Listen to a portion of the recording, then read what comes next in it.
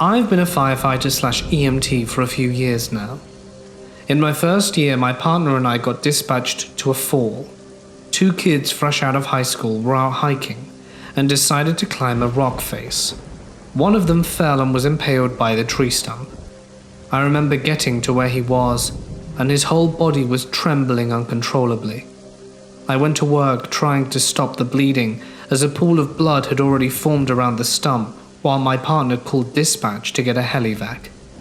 The kid looked at me and just stuttered out, "Am I gonna die?" I told him I was doing everything I could, and that I needed to keep him talking. He didn't say anything for 30 seconds after that. When he finally did say something, it was, "I don't want to die." This was a kid within a year or 2 of my age, and he was depending on me and my partner to keep him alive. That was a moment where I was wondering what the hell I was doing in this profession, and if this was something I wanted to continue doing. The kid didn't make it. Helivac wasn't available, and even if it was, he would have bled out before it got there. I ended up in counseling from that call, but I'm still here doing the same job, and I love it. I work on an adult oncology unit, where unfortunately we have a lot of comfort care patients. The majority of them transition to hospice, where they live out their final days. Sometimes they don't quite make it and pass away while they're still in the hospital. We have the most deaths in the hospital in our unit, and a lot of floats don't like coming up to our floor because everyone dies. We all love it though, and wouldn't have it any other way. There's so much love between the nurses and our patients. We get to know them really well. When people pass away, we have noticed that, unsurprisingly, it comes in 3s. We will go a few weeks with no one passing away. Everyone successfully makes it out of there and goes home or to a hospice or a TCU or wherever they go to pass on, only to have a week or 2 where we will have 3 to 6 deaths a week. One week we had 2 patients pass away in one night. One of the patients was in room 8. She was really near and dear to our hearts, and it was a rough time for everyone involved. She had been on the floor for a prolonged period of time, and we all watched her go from a spry old lady to basically wasting away in all aspects. She passed on nights, and by the next day there was a new patient in her room. It's hard on all of us, but as we all know, patients come and go, and we have to move on. I was doing the admission with the new patient and going over room orientation stuff. I explained that she had a one-stop shop remote which controlled the lights, TV, radio, and had the call light. Right as I finished explaining to her that the TV buttons are right here, I set the remote down on her bed and instantly the TV turned on by itself. It began flipping through each channel at an alarming rate, faster than if you were to hold down the channel up button. She was a little older and thankfully not too observant, and I thought I was doing it, but no one was touching the remote. She says, "No thank you, I don't want to watch TV right now." So I reached down and tried to turn it off. It didn't switch off. I ended up panicking a bit inside and yanking the remote out the wall and telling her that it seemed not to be working properly and that I would get her a new one. The TV still wouldn't turn off after I unplugged the remote from the wall, and normally it would be all connected and not work if it wasn't plugged in properly. I ended up having to walk and manually shut the TV off. I headed out of there, telling her I'd be right back, and as I went to the nurse's desk to grab another one, I ran into another nurse. She was grabbing another remote, which was odd. We just got a new shipment in, and they were all normally working properly. We rarely had to replace them anymore, and I asked her if her remote was broken too, and she said that hers was acting up.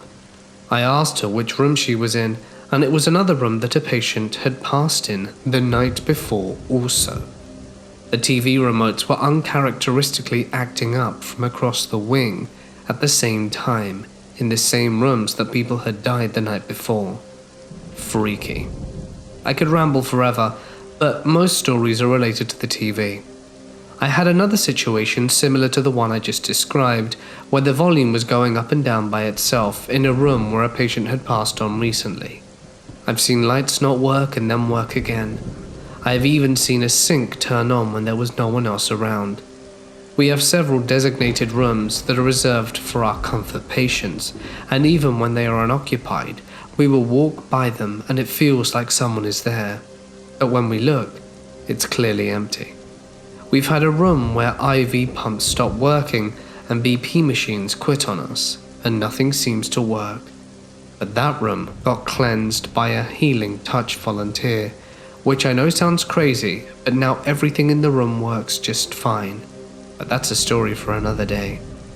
I've never been a huge believer in the supernatural, but after working in this unit for the past year, it's not hard to believe in the paranormal. We all just embrace it because what can you do, really?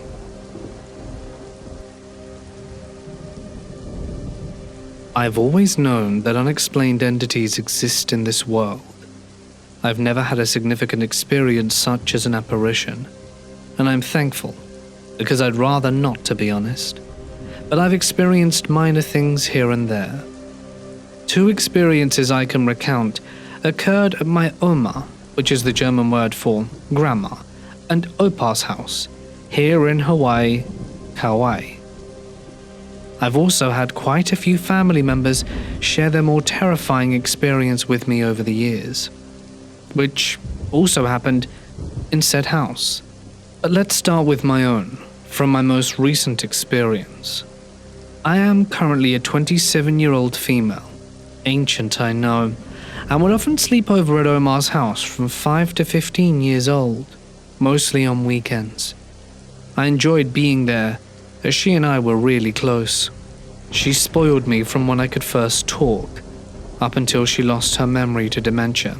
Yeah, that depressing, evil disease that causes everyone you love some major suffering, as you slowly forget who you and your family members are. She was a huge jokester, always laughing, farting, tickling, making sarcastic remarks, and jumping out to scare any and all of her family members. It was a Friday night. I was 14 years old. I was on the PC they had in their designated computer room because I couldn't sleep. The room is about the size of a bigger closet, just big enough to comfortably fit a desk PC and 2 chairs. If you're sitting on the chair facing the PC, the door is behind and to the left of you, so you can't see if someone comes in unless you turn to the left. Directly across the hallway is the room I would sleep in, and if you were to take a right outside of the computer room, you could see my grandparents' room at the other end of the hallway. Now, I always had an ominous feeling being in that house when night would fall, especially after my grandparents went to bed, and I was the only one awake. So there I was on MSN Messenger, talking with one of my friends. The clock showed something between 1 and 2 a.m. I was starting to get sleepy, but being a teenager, it'd be way too uncool to sleep early on a Friday night, because I was distracted. I felt completely at ease. No spooky feelings or chill in the air, nor was I the slightest paranoid. That is, until I felt someone blow lightly in my left ear, 2 times back to back. "Omar?" I exclaimed, starting to laugh and turning to face her. Except she wasn't there. No one was. "Omar," I called while standing up in the chair, fully expecting her to be hiding in my temporary room, as I peeked in ready to surprise her. But it was empty. I then started to look down the dark hallway, knowing her room door would be open, which would prove she had snuck out to scare me. Closed? The door was closed. She always slept with it closed. She hadn't been the one to blow in my ear. My grandpa certainly isn't the type to play pranks on me. He's a hard-ass old-school guy from the Philippines. This is the last thing he would do, nor is he fast enough to pull this sort of thing off. I was the only person in the house aside from them. If it wasn't either of them, who was it? Has anyone else ever felt anything like this that didn't involve touching? My second encounter happened several years before this one. It was a holiday evening sometime back in the mid-2000s, and all of my Omar's children, one out of the four being my mother, their spouses and their children, were over. I was around 9 years old and filled with energy. My cousin Derek, around 7 years old, and I were tossing a tennis ball back and forth in the house on the first floor. Everyone was either in the living room, kitchen, or in the front yard. There was a carpeted staircase that ran perpendicular from the living room and straight up to the second floor. From the bottom of the staircase, you could see most of the living room and obviously up the stairs. From the top of the staircase, you could see the stairwell down to the bottom, and a small fraction of the living room. It consisted of about 15 stairs and had its own light bulb, so no one would have to blindly walk the stairs at night. We decided to move the ball tossing to the stairs because why not? I was on the very top and Derek at the bottom. We were bouncing the ball lightly up and down the stairs for 15 minutes until our parents told us to go eat dinner. I caught the ball and flicked the light switch for the stairwell to the down position and turned the light off, then ran down the stairs to get food. After picking our food, we sat in the living room. "Can you turn the light off?" my auntie asked me, being the last one to use the light in the stairwell. Puzzled, I looked up at the now illuminated bulb. I set my plate on the table, charged up the stairs, flicked the light switch down again and ran back down. A few minutes go by and we're shoveling our faces with delicious food. "I thought Aunt Tammy asked you to turn the light off," my mum questioned me. My heart sank, and I looked up at the stair light once again. "I did turn it off," I replied confidently. "The switch was up, so I made sure I turned it down, and I saw the light come off. I was there." My mum looked at me unconvinced. "I don't think so." "No, I saw her turn it off," my aunt replied. "I saw it go back on when she came downstairs a few seconds later, but didn't want to say anything." My grandparents have passed away for some years now, and the house has been sold, a decision that was agreed upon by the children. I have had dreams of being in that house over the years, and honest to God, they've never been good. Not a single good dream. They always involve an evil entity residing there. My family know the new owners of the house, and are contacted every so often. Apparently they've had quite a few unexplainable occurrences of their own. I'm curious to know if anyone has any idea what this all means. Is it evil? Am I just paranoid? Or do my dreams carry a sort of truth to them? This happened back in 2007. We were both women in our early 20s and sharing an apartment in a major metro area, not a small town but not a big city either. Through the short stretch of wood behind our apartment complex, there was a neighborhood of single-family homes. Typical suburban cul-de-sac American middle-class neighborhood. Except that this neighborhood was completely unoccupied. Like I said, it was around 2007, so the effects of the American recession were still in full swing. A developer had brought the neighborhood and all the houses to tear down. They had built a nice shiny new street from the main road to the neighborhood, but money probably ran out before the homes could be bulldozed. At least, that's my best guess, as there were several stalled construction projects in the area that had met the same fate. There was nothing in the immediate area in the way of shops, stores, or gas stations, just empty, residential homes. A bit eerie, but nothing overtly creepy. Being young, adventurous, and having some daytime hours free due to our retail jobs, my bestie and I liked to go on walks in this abandoned neighborhood. There was a short path through some woods, and then you came out into the main neighborhood street, which started out gravel and turned into asphalt towards the nicer end of the neighborhood with the bigger, newer houses. We'd walk up and down, chatting and maybe surreptitiously hitting a joint, just being young and carefree. One of the homes looked to have a few acres of land, and there was a big field where we'd take blankets and go lay in sometimes. So, on the day that this encounter took place, the sun was shining, and there was a brilliant blue sky. It was probably late summer or early fall. I can't remember which exactly. aka broad daylight. Like I said earlier, the neighborhood was a bit eerie, but on that day we felt pretty safe. We were on one of our midday abandoned neighborhood strolls when we see a car on the street heading in our direction. This wasn't the first time we'd seen a vehicle there. It was a small blue hatchback. I don't know cars very well, so that was the most specific description I could come up with. Neither of us got a good look at the driver's face, but we see that there are two people in the car. All I can make out is that the driver is male, white, and has brown hair, wearing a blue and white raglan t-shirt. The car rumbles past us on the gravel road and out of sight, and we continue on, thinking it was odd, but not that odd. A few minutes later, the car comes back from the direction it came, passing us from behind. It dries out of sight over this little hill, and we figure maybe they got turned around since there's obviously nothing of interest on this road except this abandoned subdivision. We continue walking for a few minutes until we reach a little hill, and as we get to the top we see the car that just drove past us. The car was stopped on the road a little way ahead of us, just sitting there with its brake lights on. That's when I notice the person in the passenger seat has gone, and I find this odd and start internally questioning whether I even saw the passenger at all, until my friend says, "Wasn't there another person?" My hackles start to go up, and I'm creeped out at this point. Something about the way that car was just sitting there idling, like they were waiting for us. There's nothing of interest behind us where they could have dropped the passenger off, which makes their absence very unsettling.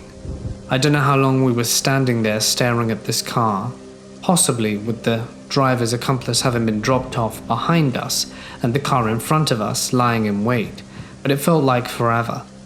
I had a cold, heavy feeling in my stomach. My friend and I are both frozen to the spot, hair on the back of our necks standing up, mental alarm bells ringing. It's dawning on me that no one knows where I am.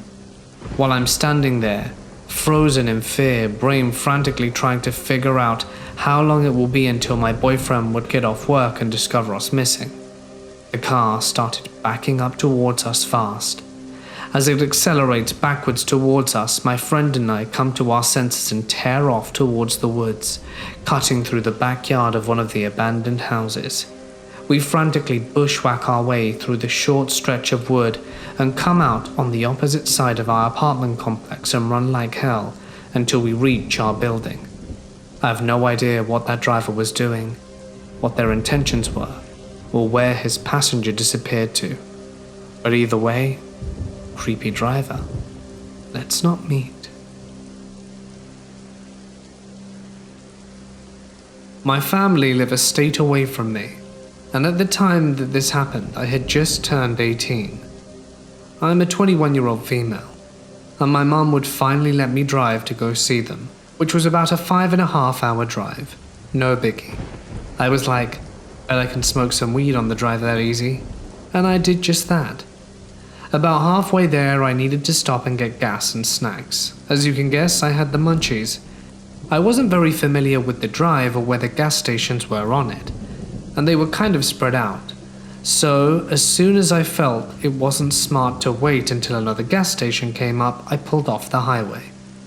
I have always been sort of suspicious of people in general, because I've not had an easy childhood, and grew up learning to just kind of feel when things aren't right. So I wasn't really worried about being by myself, because I knew how to handle myself. So I pull up to this relatively empty gas station, maybe with 1 or 2 other cars, but it was a larger one, with one of those antique shops in it. I parked at a pump, locked my doors and go inside. There was no one at the counter yet, and a sign was on the counter saying that they would be right back. So I go and pick up a snack and a drink. Well, when I previously walked in, I noticed a man in his late 20s, kind of wandering in the store. I saw him glance over at me when I walked in, but didn't really think about it, not really paying him any mind. I went and opened the door to the soda fridge and was perusing them when he comes right up next to me and opens the one next to mine. This wasn't particularly weird to me, but the fact that he was literally all the way across the store when I came in And then as soon as I go over there, he does too. I was like, okay, I'ma look for a different drink. So I go to the tea section and stand there for a sec. And he follows me right to the next one again. Only this time he looks at me, smiles a creepy-ass closed-lipped smile and says, "Hi." I do want to say that even though he could have easily have just been trying to be nice or flirt, I had an instant creepy vibe from him when he first walked over, and that intuition has never failed me before. At this point I just look at him, nod and grab a can of something and go to the counter, and think to myself that I can just grab a snack later. He comes up right behind me with one of those jerky sticks, literally did not even grab anything from the refrigerators that he was looking in right next to me, and just stands super close. I mean, he was right up behind me. I could feel his body heat and his breath on the back of my neck, and I literally just wanted this cashier to come over here so I could get out the way. I start calling for someone, but no one comes to help. The dude behind me is texting on his phone and looking around at the door like he's expecting someone to show up. Finally, I'm like, screw it, I'm out. I leave my drink on the counter and walk out. He follows me. At this point, I literally run to my car, and I remember feeling him grasp my jacket. But with the momentum of my arm swinging, he didn't get a firm hold. I hop in, lock the door, and turn my car on at record speed. We make eye contact from out of the corner of my eye, and I see two men running from around the corner of the gas station. They all three run at my car, which is not very far from where the first guy is, and I floor it out of there, almost wrecking my car on the corner. I don't know what they were planning on doing, but I imagine I was about to get kidnapped. I called the police because I don't know where the cashier was, and I just had a bad feeling they did something to them. The guys were gone when the police got there, and I now carry a knife on me when I go out on that drive. Creepy dudes, let's not meet again.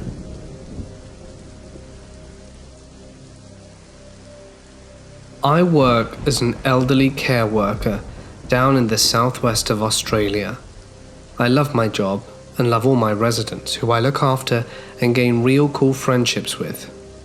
Sometime in early 2018, one of my favorite residents was put on palliative care, end-of-life care, which we look after more intensely, making sure they're the most comfortable they can be before they pass.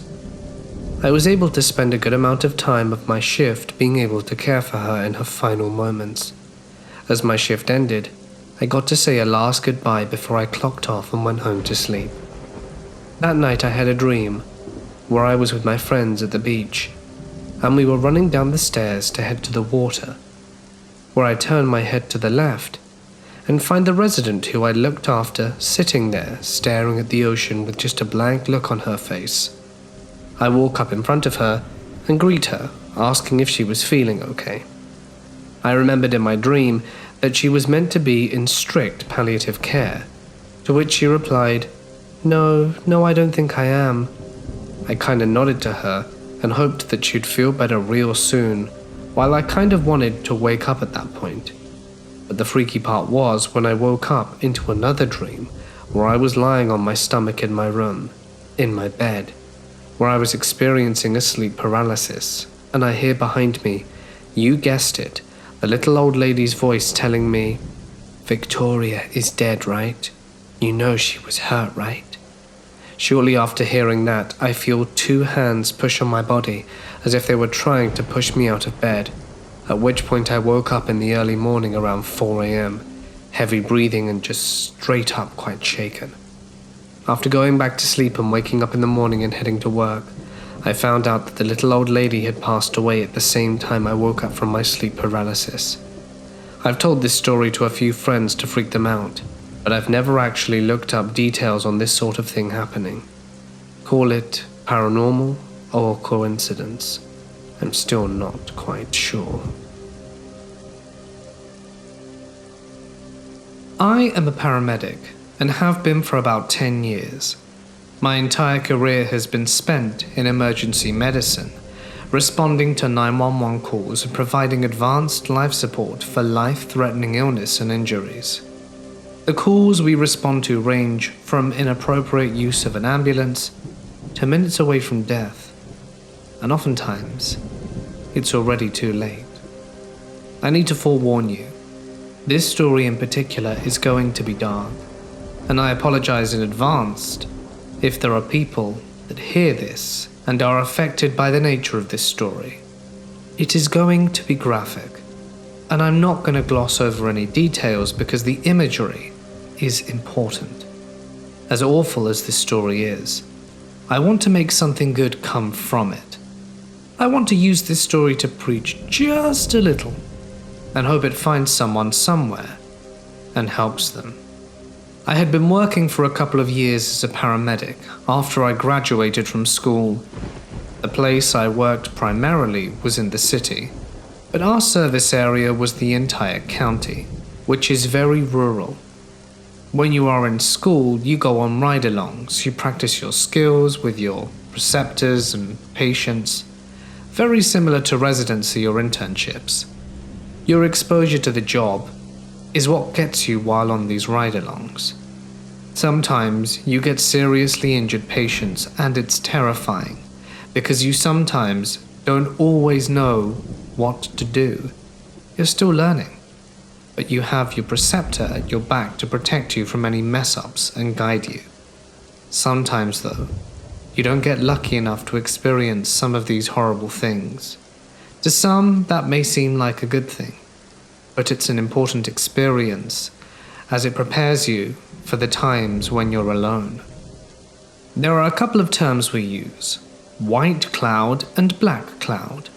White cloud refers to a person, either student or professional, who never gets the exciting serious calls. The calls always seem to come in when you're just getting off the shift, or you just left the area when the call came in, and now another ambulance takes it. And this white cloud can follow the person for any length of time. Black cloud is of course the opposite. When I was in school, I was a white cloud. I got a few cardiac arrests, bad accidents and things like that, but nothing that ever really stood out as unique. So a couple of years into my career, this white cloud is still kind of hanging over me. That's not to say I hadn't had bad calls before. I had, but it's not the same. The day this story takes place is Christmas Eve. I worked from 7 a.m. Christmas Eve to 7 a.m. Christmas Day. Now, from what I remember, the day was pretty slow. Most people are with their families, not going outside, getting into accidents or causing mischief. I was working with the charge medic at the time, and a brand new EMT who was going through his field orientation process. A few of my co-workers made a Christmas dinner that day, so we all had hot food to enjoy while we were at work and away from our families. At our station, we had 2 ambulances there, with 2 crews, myself, my partner, and our field orientation process guy, and the other crew. When night comes, if a call comes into our station, the 2 crews just rotate calls so that we get to sleep a little bit more. It was around 11 p.m, and I was sitting in the recliner watching TV when a call came into our station that required us to respond out of the county. One of the guys on the other crew, who was a friend of mine, was asleep in the recliner next to me. So, I took the call. The call was initially for a woman who had fallen and hit her head, but was conscious and breathing. Due to the nature of the injury, we responded emergency. It was probably around a 15-minute drive to get to the person's house. As we're getting close, dispatch informs us that the patient is not conscious but breathing. And as we approach the residence driving down the street, where this little development is, there are flashing lights everywhere. Sheriff's deputies, police, fire department, they were all there, with some even blocking the entrance to the street. For just a simple head injury, we thought it was pretty weird, and it set a weird vibe for the call. One of the deputies saw us coming and moved his car to allow us through. Once we got through, this part of the street ended in a cul-de-sac, with houses all around it. People were standing on their front porches, around looking at what was going on. We arrived at the address. There is a vehicle parked in the driveway, still running with officers all around. The driver's side door was open, and there was an officer standing there, looking like he was talking to someone sitting in the driver's seat. I walked up first with my partner, our EMT, and the training guy. As I approached the rear of the vehicle, I see there is definitely someone sitting inside. There is also a man, middle-aged, in plain clothes, standing in front of the vehicle, his lower half hit by the headlights. He has his hands in his pockets and is looking rather intently at the person in the vehicle. I walk up to the officer and get a report from him. While the officer is telling me what's going on, I look at the person in the driver's seat. The person sitting in the driver's seat was a middle-aged woman, maybe in her mid-40s to 50s, sitting back with her head against the headrest, her arms hanging down her side. I can visibly see her breathing, hear her moaning, but not talking. Her eyes are closed. There's a bit of blood running down from her head, past her cheeks, and down to her chin. There is also a small stream of blood coming from her nose. The officer tells me that she was inside with her family when she came out to get something from the car. The officer says the woman's husband, and gestures to the man standing in front of the car, came out to check on her because she was out there for a while. When the husband saw his wife was bleeding, he figured she must have fallen or hit her head on something, so he dialed 911. The officer tells me the woman had not been responding to him. I attempt to speak to the woman, but she doesn't answer. She continues to moan, and I perform a sternum rub to cause painful stimuli and hope to get some sort of reaction, but there isn't one. I ask the husband if she'd been drinking tonight or if she abuses of any drugs that he knows of. He says that she had a few glasses of wine but no drug use. At this point I'm thinking she has a head injury and potentially a brain bleed because she's not responding appropriately. I stand where the officer was standing in the driver's side door as I'm performing my assessment. I can't see where the blood is coming from, so I figure she has a laceration or something in her hair that isn't visible. It's at this time that the officer comes up to me. He says, "We also found this in the driver's side door compartment." He produces a revolver. I look at the officer and look at the revolver. He looks at me and holds it out. I grab it, flip out the cylinder, and at the same time think, oh crap. In the cylinder is one brass casing, with the primer indented, meaning a round had been fired. With this new information and based on the bleeding, I assumed the patient had put the gun to her temple or something. The fact that she is still breathing and making noises led me to assume that she missed, or that the bullet miraculously bounced off if she held it at a weird angle. Due to the potential for significant head trauma, I decide we need to place a cervical collar on the woman in case of spinal injury too. I ask if one of the fire departments can grab a collar out the ambulance. I open the back door of the vehicle and get behind the woman so I can hold her head stable while the fireman places the collar on. It's only when I do this that I see what's really going on. As I slide in behind the patient, I can see the back of her head. Something I will never be able to unsee. Looking at the back of her head, I see a grapefruit-sized hole.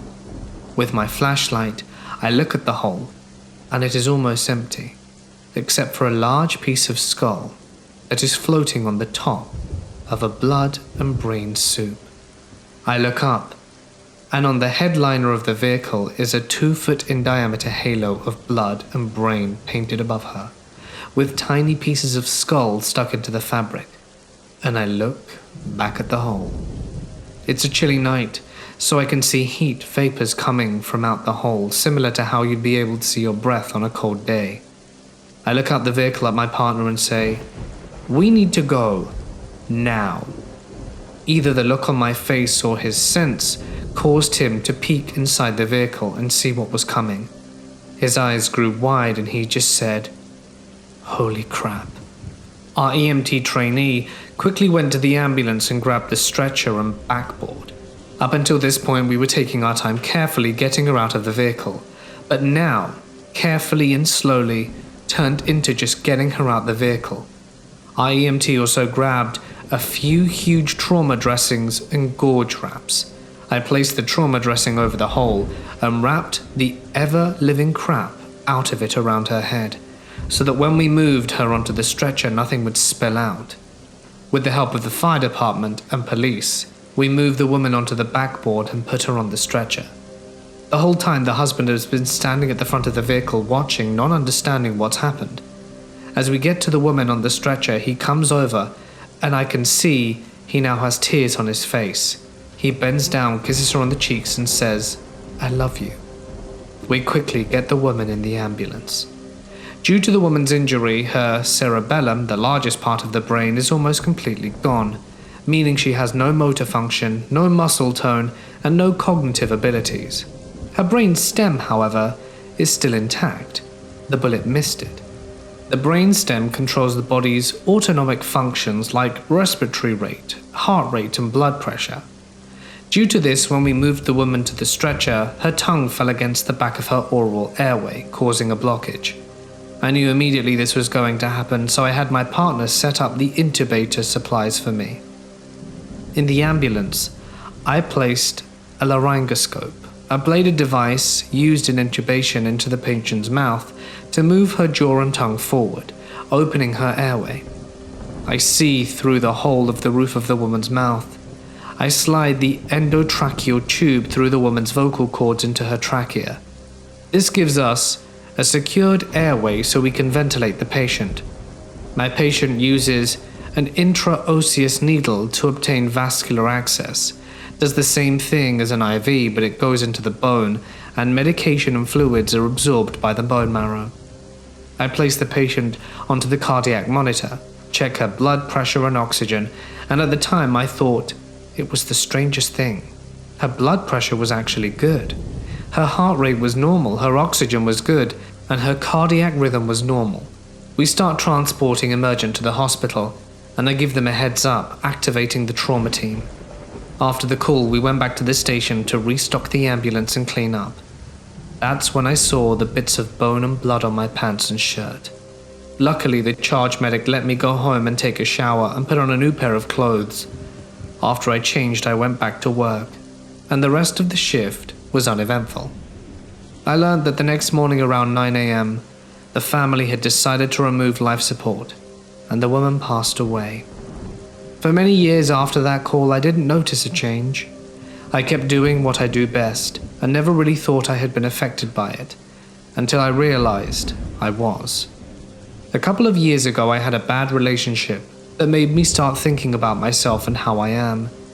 It was something that was always there, but I never really thought about it. I just thought it was my personality, and who I developed into as an adult.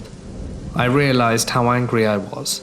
I was not a mean person, but very simple, stupid things would set me off, and I had a bad temper.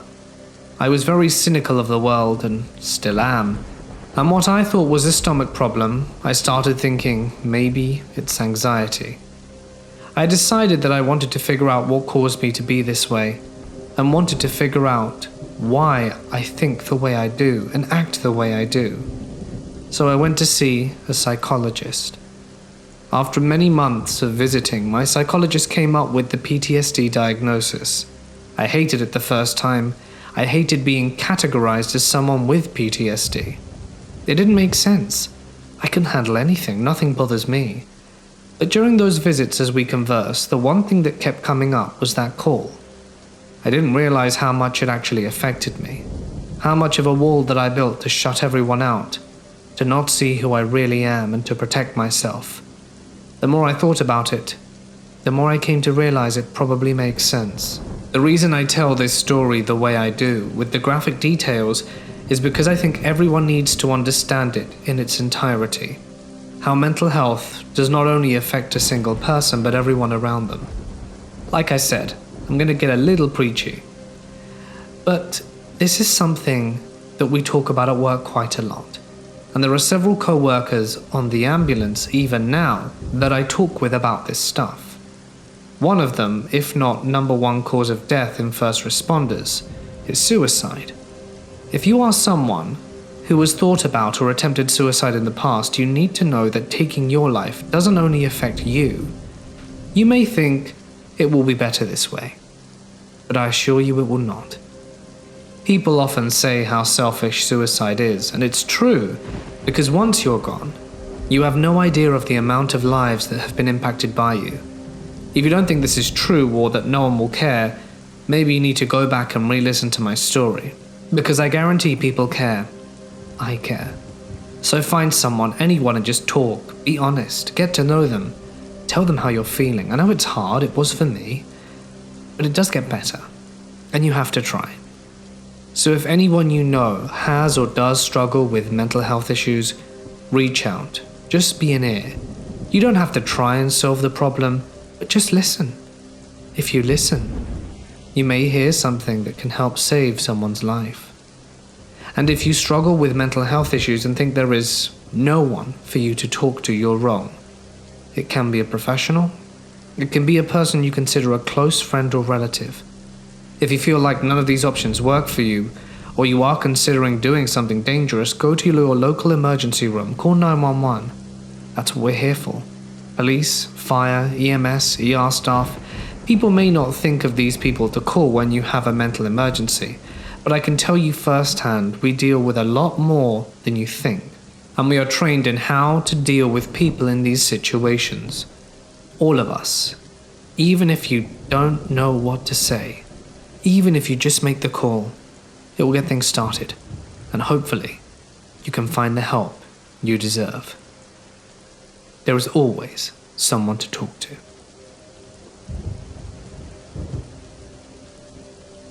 I would like to share with you a few minor unexplainable events I personally had in my grandma's old house. I had mentioned that my family members experienced numerous, more significant and more terrifying paranormal happenings in the house than I, which is why I'm writing this today. I'll also mention another family house and the events that took place there. Keep in mind, these are all people who would never falsify stories just for the hell of it. They're raised Catholic and are pretty religious for the most part. This makes their experiences all the more creepy to me, knowing they are 100% true. When my grandma was alive years ago, she shared this with me. One morning around 5 a.m., she was standing in the kitchen washing dishes. My grandpa was still asleep, as that was hours earlier than his usual wake-up time. There's a window above the kitchen sink that looks outside into the back patio when it's too dark to see outside. The kitchen light is bright enough that you can clearly see the refrigerator in the reflection of the window. The kitchen suddenly feels cold. Keep in mind we live in Hawaii, where the temperature is consistently high 60s to mid 70s most mornings. My grandma found it strange that the temperature seemed to have dropped abruptly, and said it felt like the freezer door was open. She sees movement in the reflection of the window, which catches her eye. She slowly looks up to the window and sees the silhouette of a figure behind her. She is startled by this, since no noise was made, no footsteps, no door sounds, nothing. But she wasn't afraid. She quickly drops the dishes and spins round to face the unknown visitor. She realizes she recognizes them. The figure slowly walked past the refrigerator without acknowledging my grandma, not even making eye contact. It then made a right turn directly into the kitchen closet, where it evaporated into nothingness. My grandma's head was spinning, because she had just seen her mother, who she last saw in Germany, where her and her family are from. Her mother, who she hadn't seen in decades.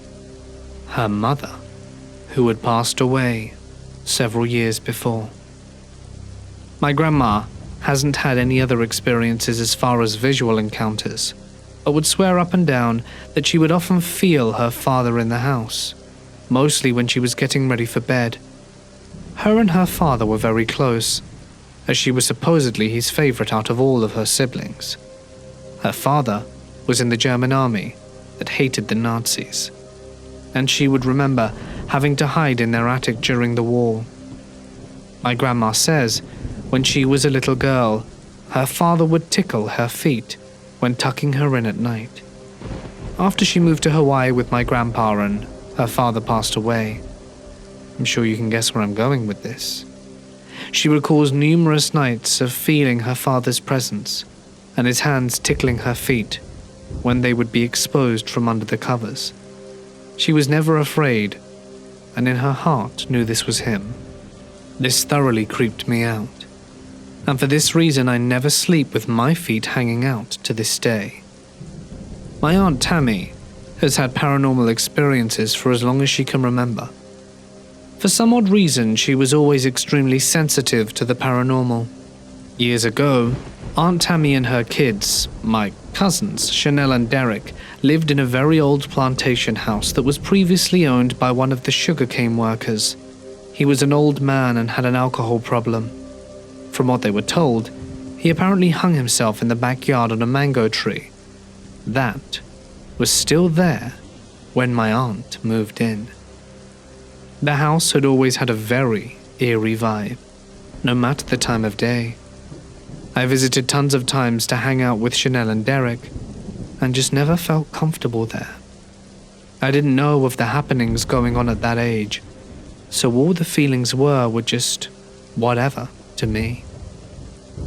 It just always felt sort of dark, and like something was going to happen.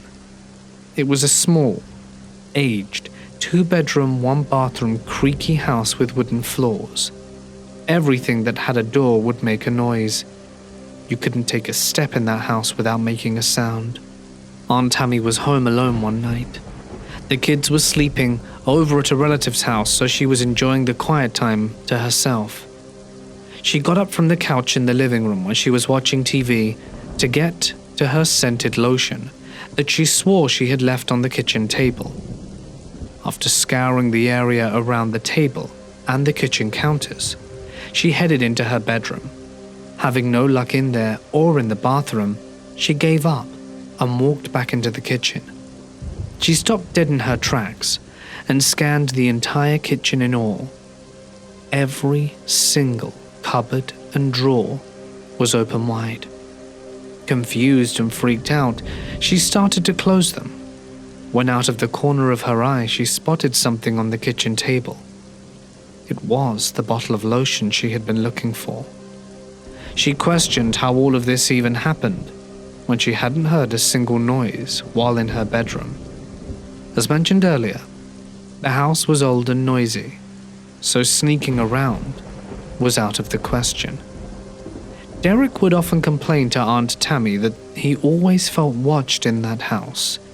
He was around 7 years old, so no child typically has the feeling of being watched just out the blue. He would tell her that he hated showering, and this only happened in that house. She would have to hang out in the bathroom and talk to him while he showered because he just couldn't do it. He was genuinely horrified. Derek had his own set of experiences living there. He would be asleep in his room and wake up scared out of his mind because he heard breathing, then felt the hot breath of someone or something behind him. He would get up to see there was no one in his bed but him. If his sleep wasn't interrupted by ghostly breathing, it would be the heavy bootsteps. The floorboards would creak, in addition to what seemed like boots slowly making their way to his open door, then stopping once they reached his room. He would stare out into the hall from his bed, expecting to see someone, but he never did. My parents lived in that old plantation house for a few months before myself or my cousins were born, because they needed a temporary place to stay. My parents were the only two in the house one night, and they needed to jump in their car to run an errand. My dad got up and accidentally dropped the car keys behind the bed. Hearing them hit the floor, he moved the bed to pick them up. My dad made a puzzled expression and asked my mum what the problem was. He pulled the bed to the other side of the room to make sure it wasn't caught on one of the legs and asked, "Where did they go?" My mum looked on the floor where they both knew for certain the keys should have been, and was just as confused. They flipped the mattress, took the sheets and blankets off, shook them, and still couldn't find the damned keys. They double-checked their pockets, shirts, everywhere in the room. They were extremely frustrated because there was no doubt the keys were in his hand and should have been on the floor when they heard them drop. They were out of ideas, so they went to check around the rest of the house, knowing damn well it couldn't have been anywhere but in that room. After a half hour or so, they gave up the search and walked back to the room to reorganize the mess they made. Sitting on the naked mattress, which was hanging halfway off the bed, were the missing keys. My parents lost their minds and were so shaken by this that they left the messy room as it was, grabbed the keys, and slept at a friend's house for the night. My Aunt Tammy is currently living in a rented house on a nice piece of land about 20 minutes from where I live. She says she loves that place, and it's the perfect size for her and her on and off boyfriend. The house does have character, however. Several months ago, she was alone in the house in the living room. My cousin had been over and had just left a few minutes prior. She suddenly hears something light and metallic sounding moving on top of her table. She quickly looks for the noise and sees movement. It was the lampshade, lifting up a couple of inches higher than the light bulb. As soon as she gasps, the lampshade drops back into place, making an even louder noise. She gets up to inspect it. She confirms that she wasn't just imagining things, because the lampshade was now crooked and had to be readjusted to its correct position. Just a few months later in the same house, my Aunt Tammy had an extra bedroom that she was renting out to our cousin, Kavika. Their rooms are on opposite sides of the fairly big house, so they rarely ran into each other. One night, Aunt Tammy was alone in bed, just about to fall asleep, when she heard a loud force hit her door, as if someone punched it as hard as they could with their fist. She jumped out of bed and ran to her door, swinging it open. There was no one there, so she stepped into the living room and inspected the rest of the house. It was quiet, and everything seemed to be in its place. She noticed Kavika's room door was closed, so there was no way he could have hit her door, ran back to his room, and shut the door without being seen or heard. She went back to bed, and eventually fell asleep, wondering if she could have imagined it. The next day he approached her. "Hey, I was gonna ask, did you hear that loud bang last night?" That confirmed it. She definitely didn't imagine it. My cousin and I thought it would be a good idea to visit a ghost town that was located nearby. We'd heard stories from other relatives saying that they saw a woman and a daughter in a dress standing or walking by the side of a road. Whenever they passed her, their cell phones would either die or completely lose signal, and one of my cousins said his car stopped working as soon as he passed the woman. 7 of us got into a big van and went to the ghost town to see if the paranormal activity was true. We were talking and laughing in the van, making fun of people who get scared of the town, that they were probably just imagining things. None of us had been to a ghost town before, and we didn't know when we would reach it. As we crossed a bridge that led to the ghost town, the scenery completely changed. A huge fog appeared out of nowhere and covered the whole town and the bridge. The laughter in the van died out, and we were all dead quiet because we knew we had entered the ghost town area. We parked the van on a dirt road that was a little further than the entrance to the ghost town, and we turned off the car and closed all the windows and just sat there looking into the dark, empty houses. I felt as if the houses were full of ghosts, just staring at the van, as if we had invaded their space. The atmosphere was so tense, and after 5 minutes of just sitting there in the dark, the driver of the van suddenly turned the car on and drove out of the town. We all wondered why he left so suddenly, and asked him, but he wouldn't answer. He parked at a nearby gas station and his face was extremely pale. He finally started talking and said he saw a little girl walking behind one of the houses coming towards the van. He was so scared. You could see him trembling. He ran inside the gas station and the cashier saw his pale face, and surprisingly he asked the driver if we had just returned from the ghost town. We told the cashier that we did, and that our driver supposedly saw a little girl. The cashier told us that he had passed by the town a few times and saw the same thing. He advised us that if we wanted to experience something paranormal, we should wash the car down with those little window washing things they have at the gas station. We thought this was a good idea, and so we all went outside and washed the car all around. We washed the top of the car, the sides, the doors, all the windows and the mirrors washed. Then we took paper towels and dried it completely. We sat at the parking station for a good 10 minutes to see if we were going to go back to the ghost town or just go home. We agreed to switch drivers and return. We went back on the dirt road and traveled into the center of the town. We sat in the van for 15 minutes, just looking out for signs of a girl or signs of activity in the houses. I can't explain how tense the atmosphere was. There were 7 of us, all aged 17 plus, in a van, and we had to hold hands. It was weird, but everyone was so scared we couldn't help it, and after 20 minutes in the center of the town I had begun to see a figure in the distance. It seemed like the girl everyone was talking about, but something was odd. It didn't look like the girl was walking. She was making these odd movements as if she was limping or something. I told everyone to look into the distance and everyone said they saw her also. We watched her and after 3 to 5 seconds the figure looked as if it were getting up. We realized she was crawling and had begun to stand up. Right when she stood up it vanished into the blackness and a loud bang hit the driver's side. The gravel beneath the van sounded as if someone was crawling under the car, and 3 very distinct thumping noises came from underneath. The thumping was directly below my feet, and I could feel something hitting the car. Something also stepped onto the back bumper of the car, and a small thump could be heard hitting the back window. I made the decision that we should leave immediately, and so we did. We got to the gas station, everyone got out the car and we all saw it.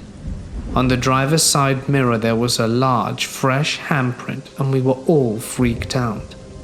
On my way out to the back of the car, there was a little footprint on the back bumper, along with a set of hand and footprints on the back window of the van. We took the paper towel and tried to smear or dry up the handprint, but they wouldn't come off the car. And we sat at the gas station for a good 30 minutes freaking out, and still the prints wouldn't dry. When you touched them, they didn't feel wet or anything, but they looked as if they were. Everyone was scared to get back in the van, but we eventually did, and made sure not to drive the van directly to someone's house, because in our culture, something could have clung onto the van and tried to follow us home, so we went to a nearby Walmart instead. We stayed in this store for 3/4 of an hour, and came out and the prints were still there. We had to call someone to get us and left the van in the parking lot until the next day. The prints eventually vanished, and we took the van back to my cousin's house. Never going back to that ghost town again. When I was 19 to 20, I used to work for a well-known gas station chain. A lot of the time on evening shift between 4 and 12 I was alone, though both cash registers were behind a wall of plexiglass, and there was still a 2 to 3 foot opening between them, where a sliding door is for the night shift to close to avoid robberies. It was about 5 p.m. and still daylight when this guy came in. The hairs on the back of my neck stood up when he walked in. There was something about him that just wasn't right. I should also add that I'm a female. He walked to the back of the store, made it seem like he was looking for something in my coolers and by the back shelves. He never once picked up anything to read or look over and every now and then he'd look up at me and gradually made his way towards me, but would retreat to the back of the store when someone came in. And this went on for about 10 minutes. These two women came in and went to my coolers at the back of the store. I quickly wrote on a note of paper that said, "Please stay with me so I can call the cops." Then one of the ladies came to pay. I showed her the note. She nodded and went and told her friend. I had my eye on this creepy guy while trying to keep from completely panicking.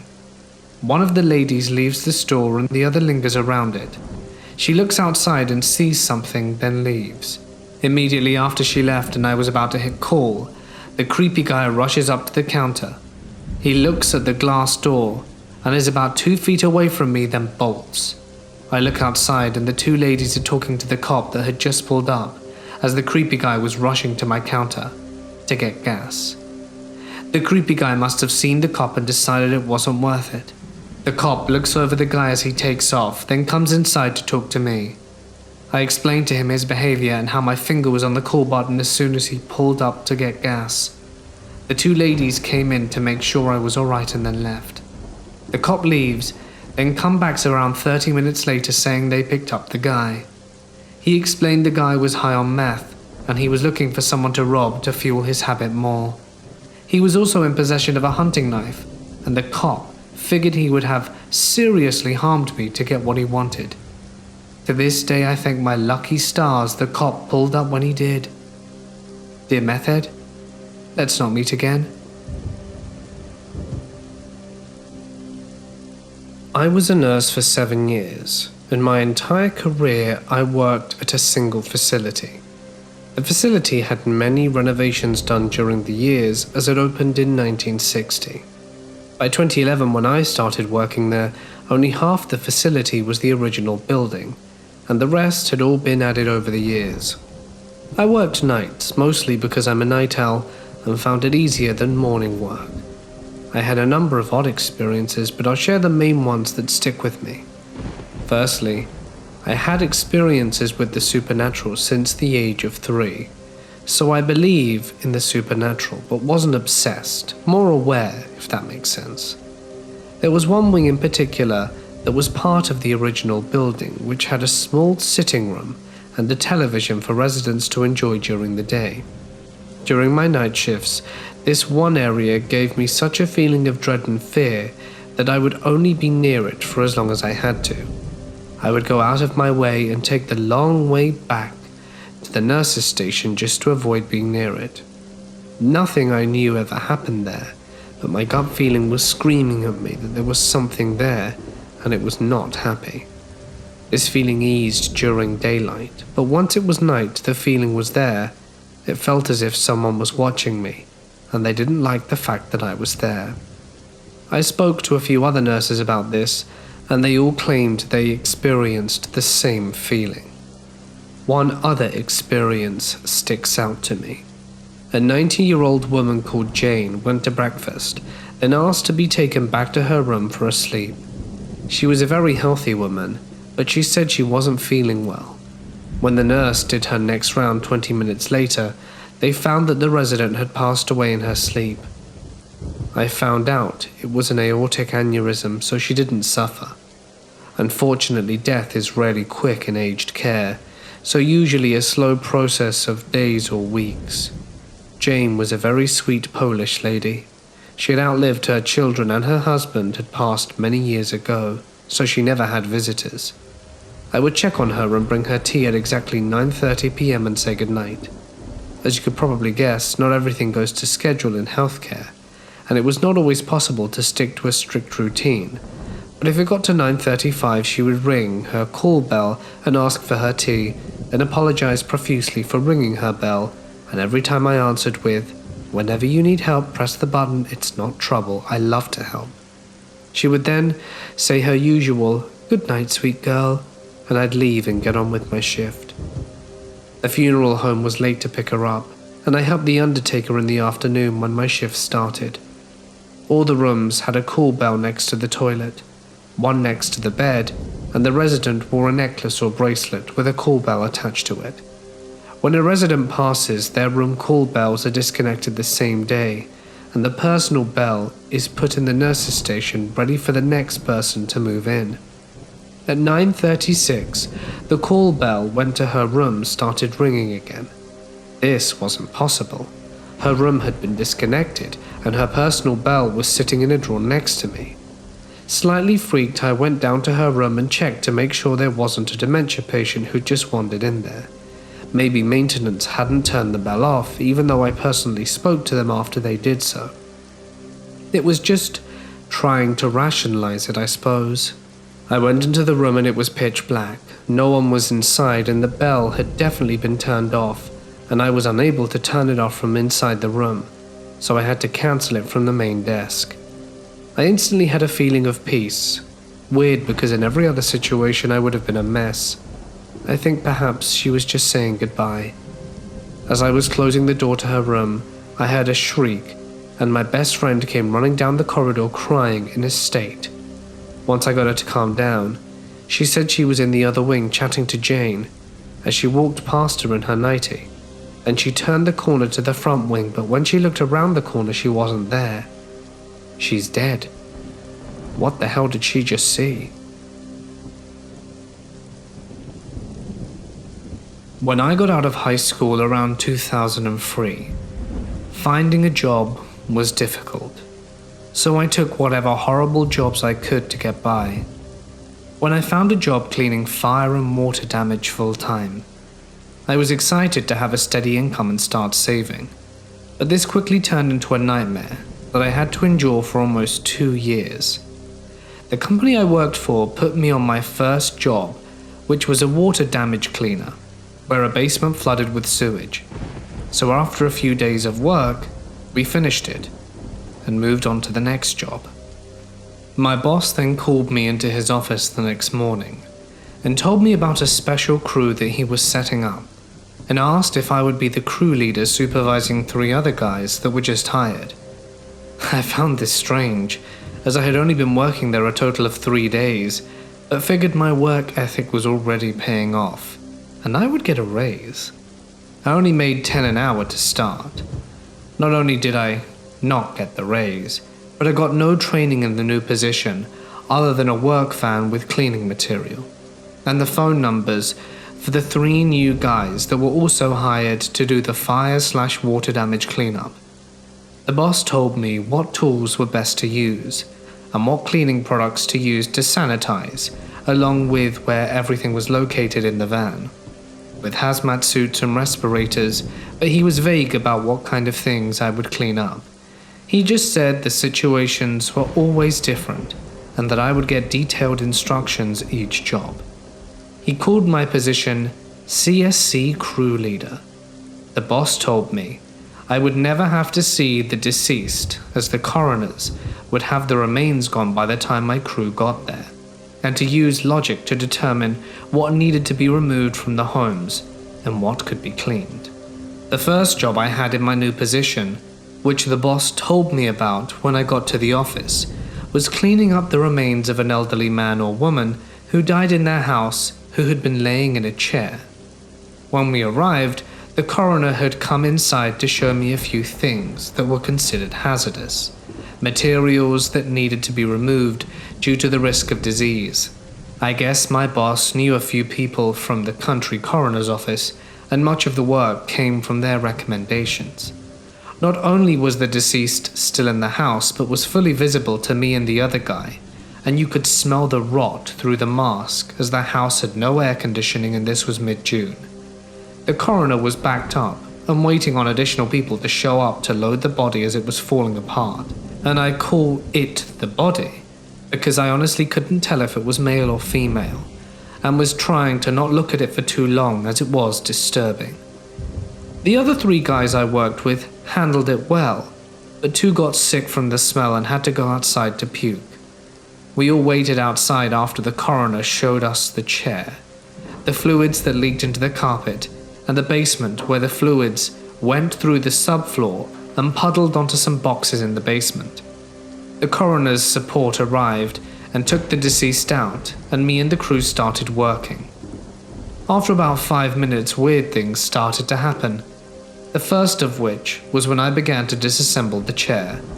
I had to remove the back of the chair and was putting it on the special hazmat bags that I was given, and the base started to rock when I was about 10 feet away, putting the bag with the back of the chair by the front door.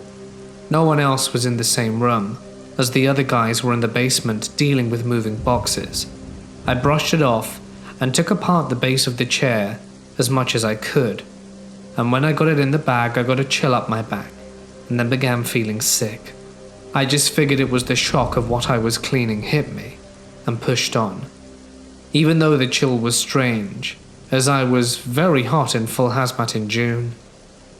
Next was removing the carpet and assessing the floor to see if it could be cleaned, or if we had to remove that section of floor.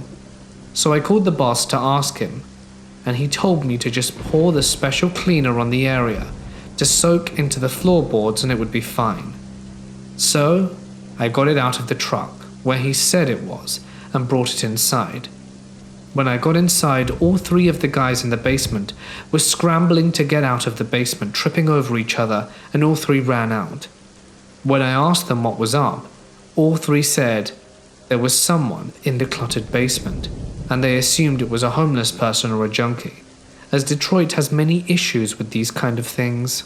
I listened at one of the open windows to the basement.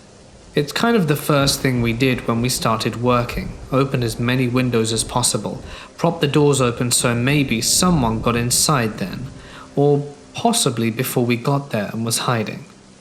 After listening a few minutes and hearing nothing, me and another worker went inside, armed with a mag light and a piece of metal fence post, and searched the basement.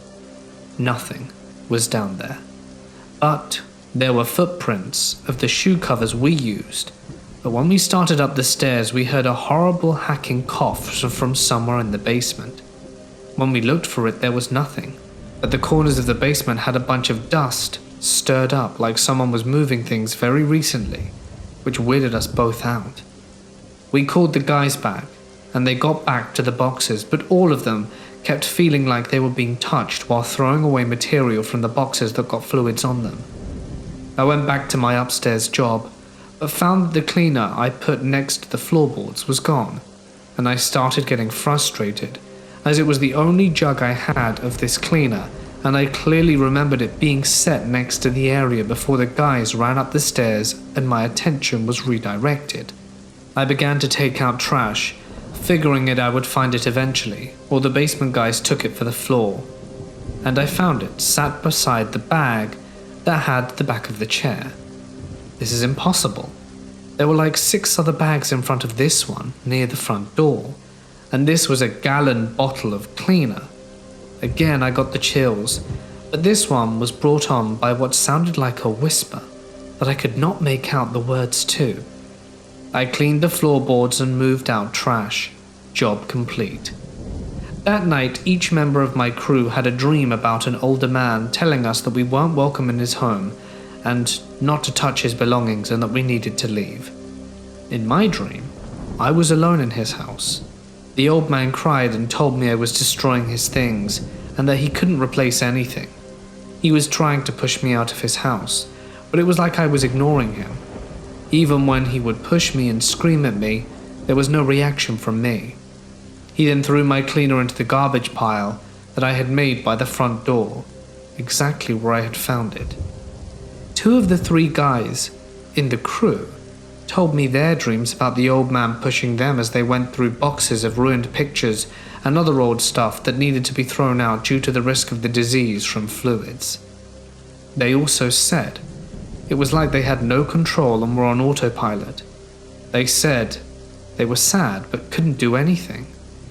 The thing that got me about the dreams of the other 2 guys was that they both said the man was getting so upset that he began violently coughing, and that the man kept grabbing their arms when they would touch boxes or throw things in the trash.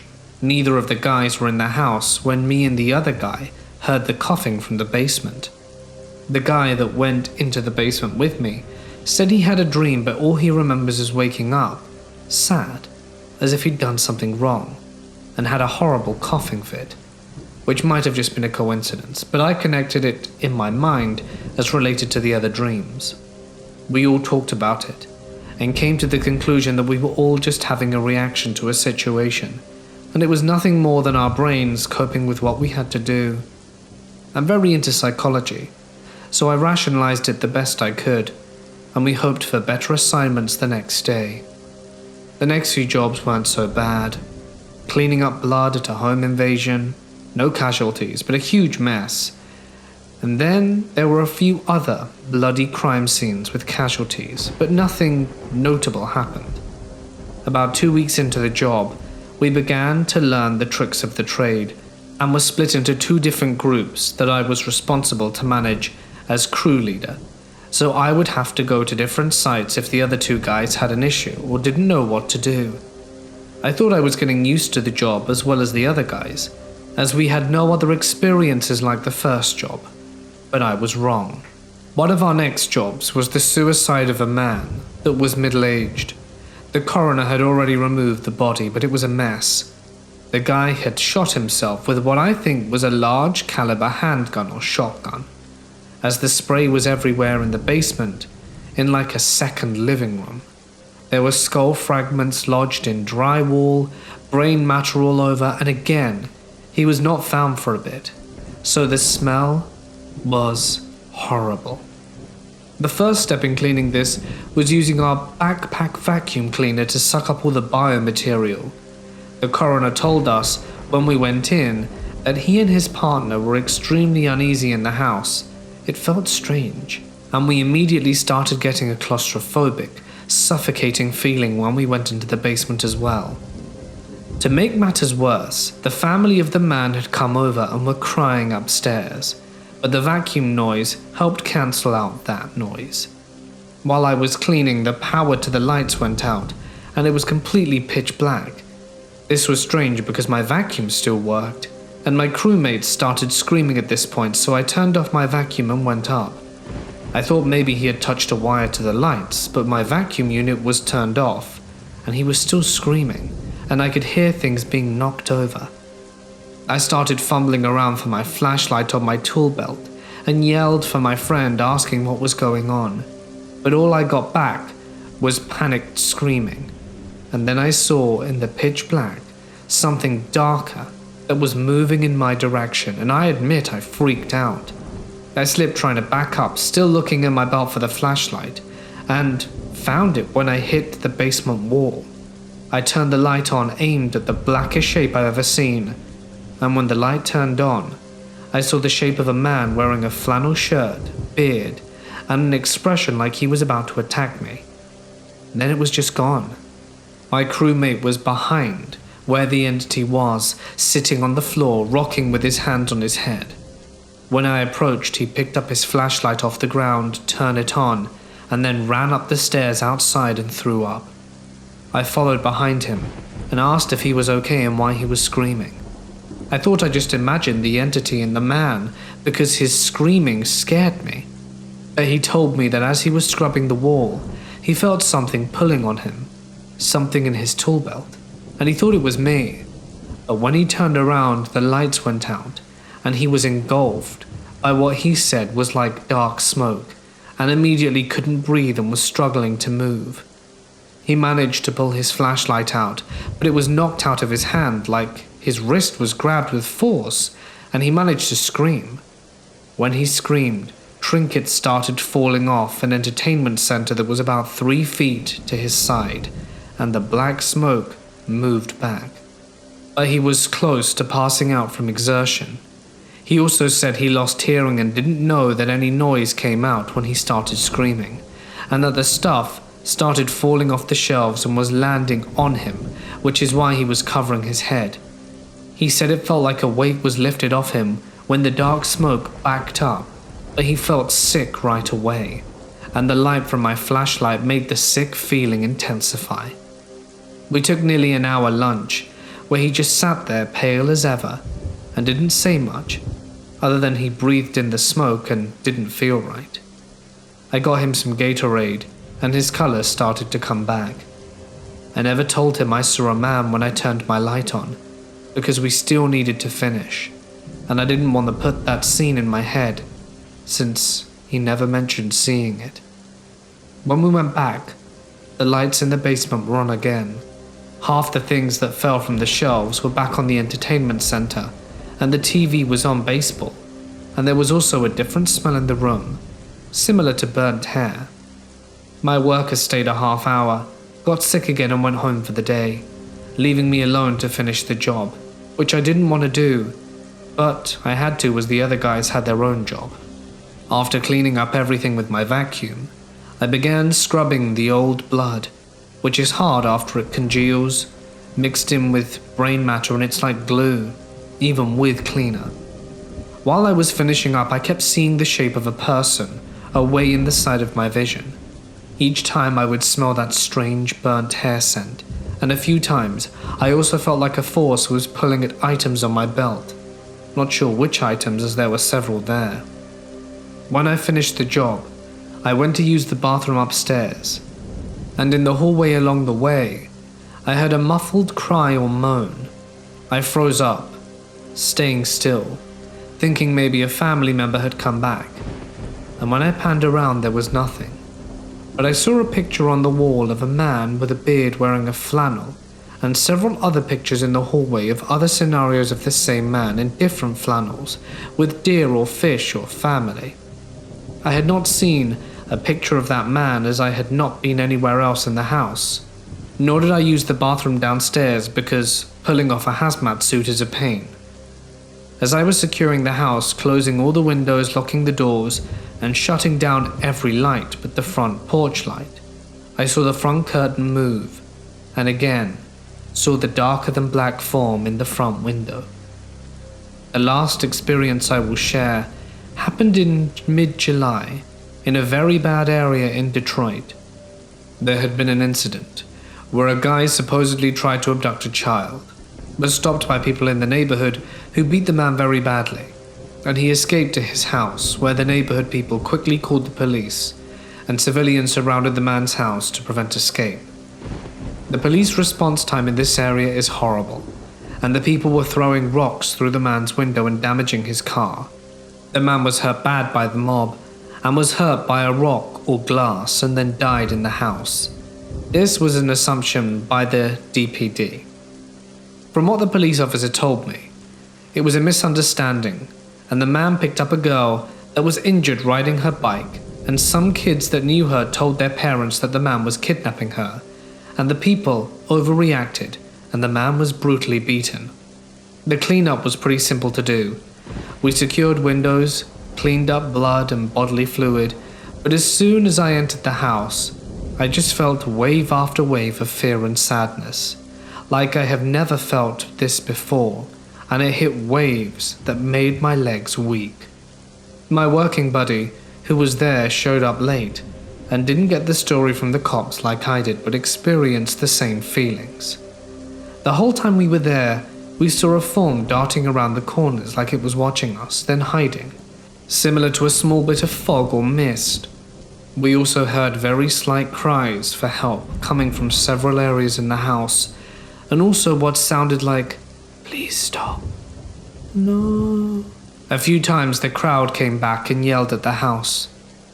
And when this was going on, the activity in the house increased, and we could hear running footsteps going up the stairs and a door slam. It sounded like the front door would open and close, but we never saw any of the doors move. The path of the footsteps sounded like from the front door through the living room to the bathroom, to stairs to the upstairs bungalow room. The part that really got me was I could feel the floor impacts that felt like the vibrations of someone running past me when I was cleaning the areas, and each time I would be hit by one of those waves of fear or sadness. When we left the house, there were a few people on the porches hanging out, like as usual during summer, and the people were still hostile and yelling random things, but directed at us as we loaded the van and took off the hazmat suits. We ignored this, but before we had loaded all the material from the house into the van and locked the house, the front door slammed hard enough to sound like a gunshot, which scared me and my crew member, along with the people on the front porch, to the point where they went inside. The front door deadbolt was somehow locked, and we could not get it open. I think it was a different key than the knob, so we ended up leaving several boards in the house that were left over from boarding a few of the windows. The feeling of relief when I left the house was like night and day. Inside I was anxious, scared and paranoid and just really down, which could be due to knowing the story, but when I got out, I felt like I was flipping a light switch. Immediately I felt better, and me and the other guy in my crew were joking and laughing about dumb stuff, as normal 19 and 20-year-olds do. I have many more stories of this written down in a journal I started after the first 3 months of working. I spoke to the other guys in the crew, and got the other strange stories from them too.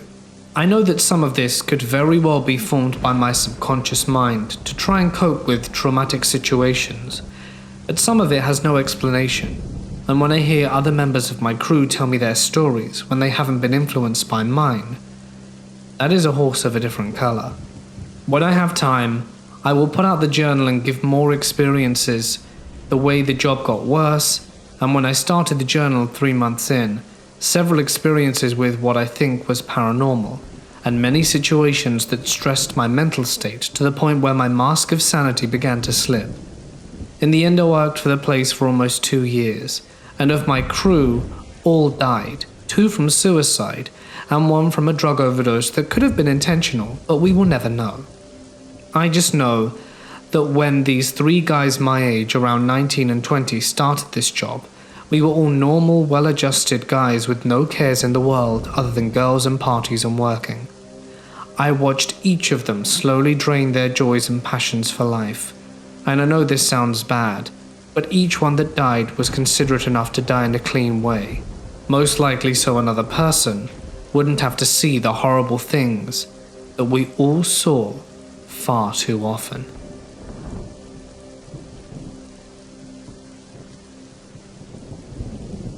This was about 11 years ago. I was 10 at the time. Every summer we went to a small town in Southern California and worked at a fair for our family business.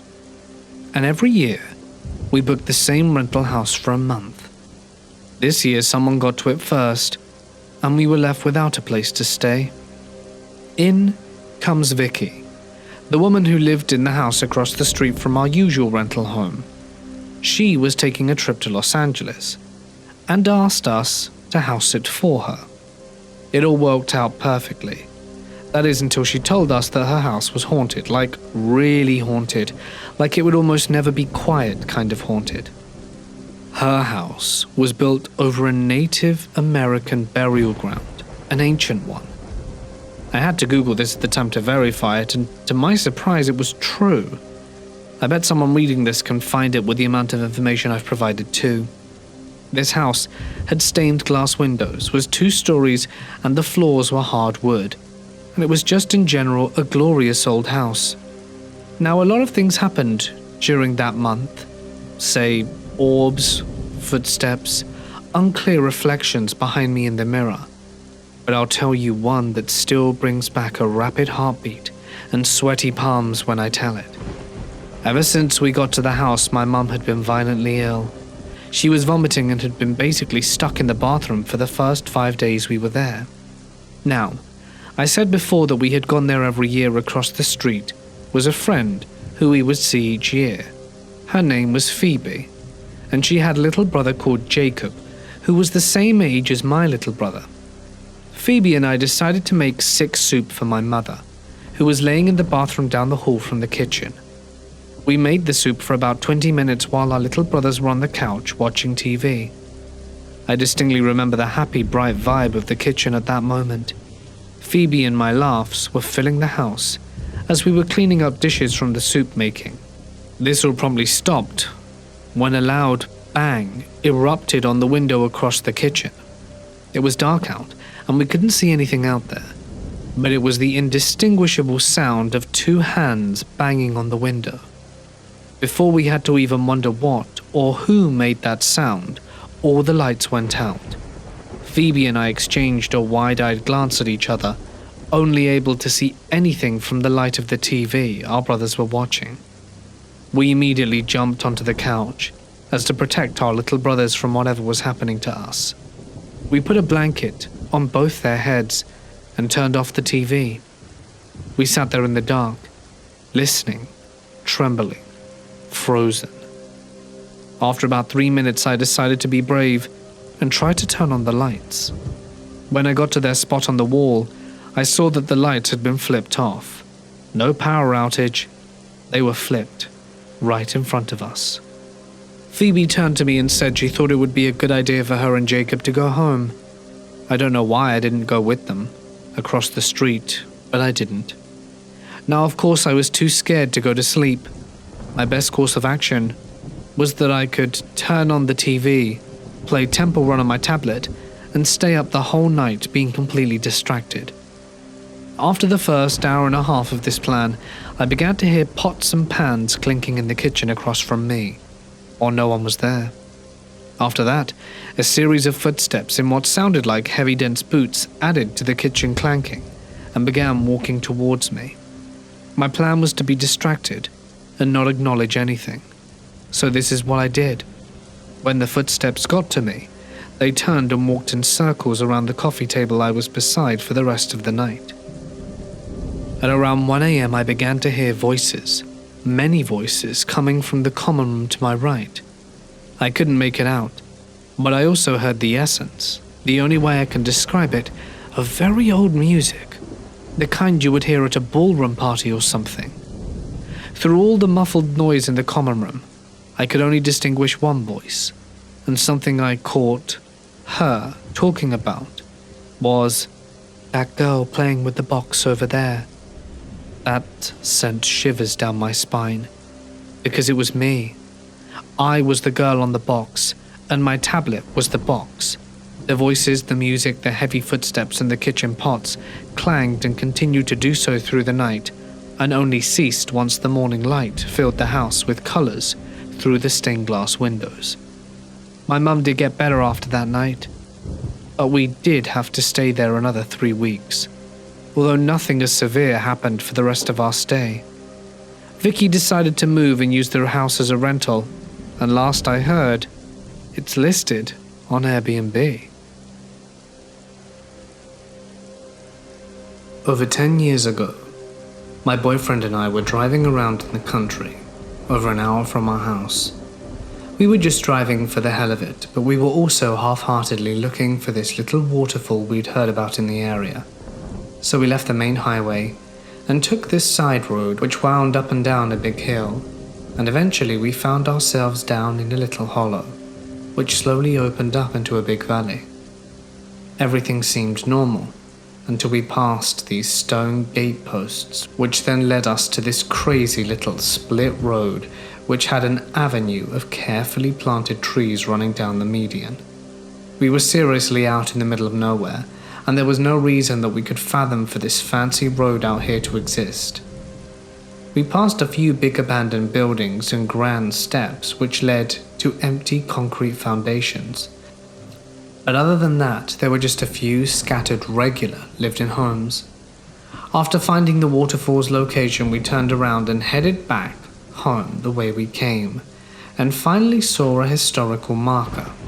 Turns out this was one of only a handful of ghost towns in our state, and the name immediately rang bells, as a co-worker who was into the supernatural had just told me about this place, and that it was seriously haunted. It had been the site of a big printing press in the early 1900s, and an entire nearly self-sufficient town had grown up around it. It was apparently quite fancy in its heyday, with a big hotel, a trade school, and several health spas, as doctors used to send people to the area to recover from tuberculosis. When the press closed, the town quickly went downhill, and the buildings mostly either fell or burnt down except for the few that we'd seen. I think the official year of its demise was 1976, when the post office closed. We drove home that day without incident, but a few weeks later my boyfriend's younger sister was staying the night at our place, and we began telling ghost stories.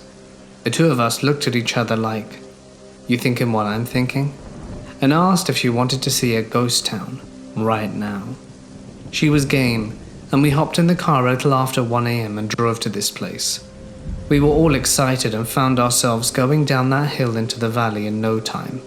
It was 2 a.m. at this point, and we thought we would just do a quick circuit down the avenue of trees and turn around. Half the fun was just being out at this hour and having the freedom to go wherever we wanted, whenever, as we were only 18 at the time and had just gotten our own place. We reached the end of the avenue and turned around. No sign of any ghosts, but my boyfriend said something I will never forget. Maybe we'll see a Bigfoot instead. The three of us got a hearty laugh out of that, as we believed in ghosts, but Bigfoot seemed silly. We passed the stone gate posts, and a little ways up on the left we began to see a few lived-in houses, signaling the end of the ghost town. And this is where it hit the fan. As our car crept up the road, our headlights hit this thing. It was standing in a ditch on the left side of the road on 2 legs, and was using its hands or forepaws like it was looking for something on the embankment it was facing. It was kind of hunched over, but if it stood straight up it would have been around 5 feet tall, covered in brownish, matted hair and fur.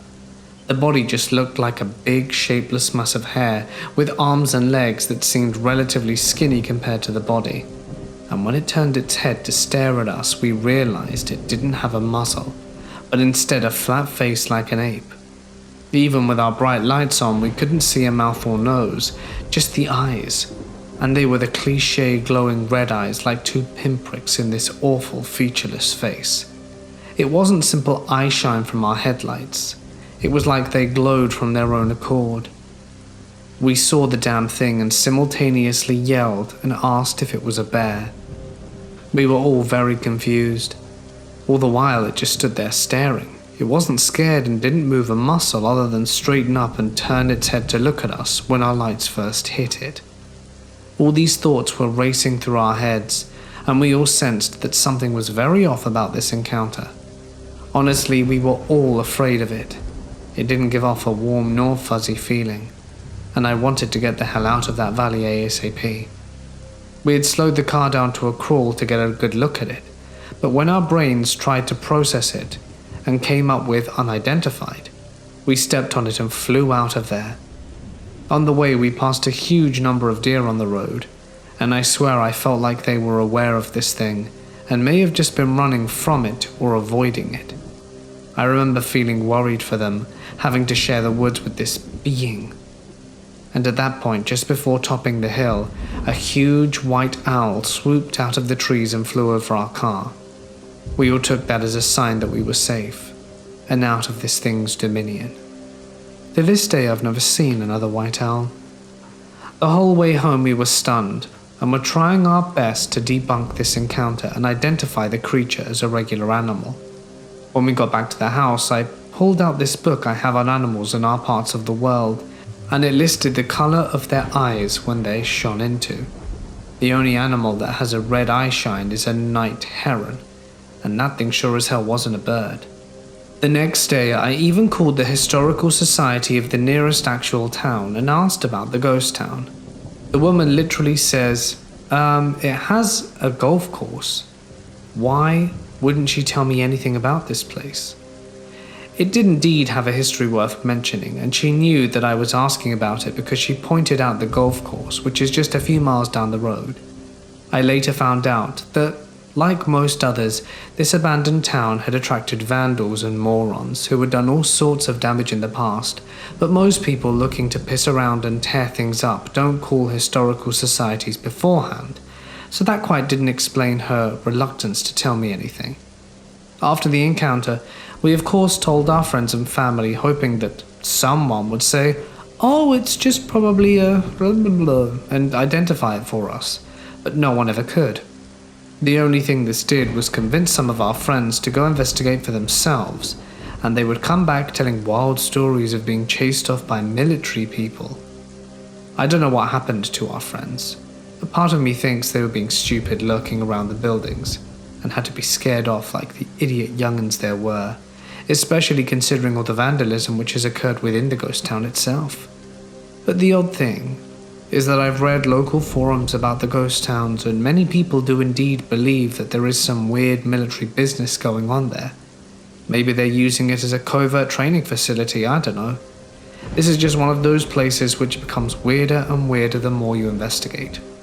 This past year I found a video online of some EVP sessions a local paranormal group captured in a nearby house. There are multiple voices, and one is a young girl who recited a rhyme which you can hear clear as day. Then you hear someone shush her, and we continue the rhyme in a whisper. The rhyme is from Genie on Pee Wee Herman. And on another site, I found a very unsettling account of a group of kids being led into the woods by people they thought were their family members, and it wasn't. I just know that this place is freaky, and that the three of us saw something there that doesn't exist in any natural history book. I was even trying to blame it on an animal that is said to be extinct. To this day, I can see that creature in my mind, standing there staring at us, its flat face and glowing red eyes. We only went back to that valley once after that, at 2:30 in the morning. We didn't see the creature, but there was a large fire burning in an open field not far from there. But there was no one to be found. No people, no cars, nothing. And we certainly weren't going to go out and investigate ourselves.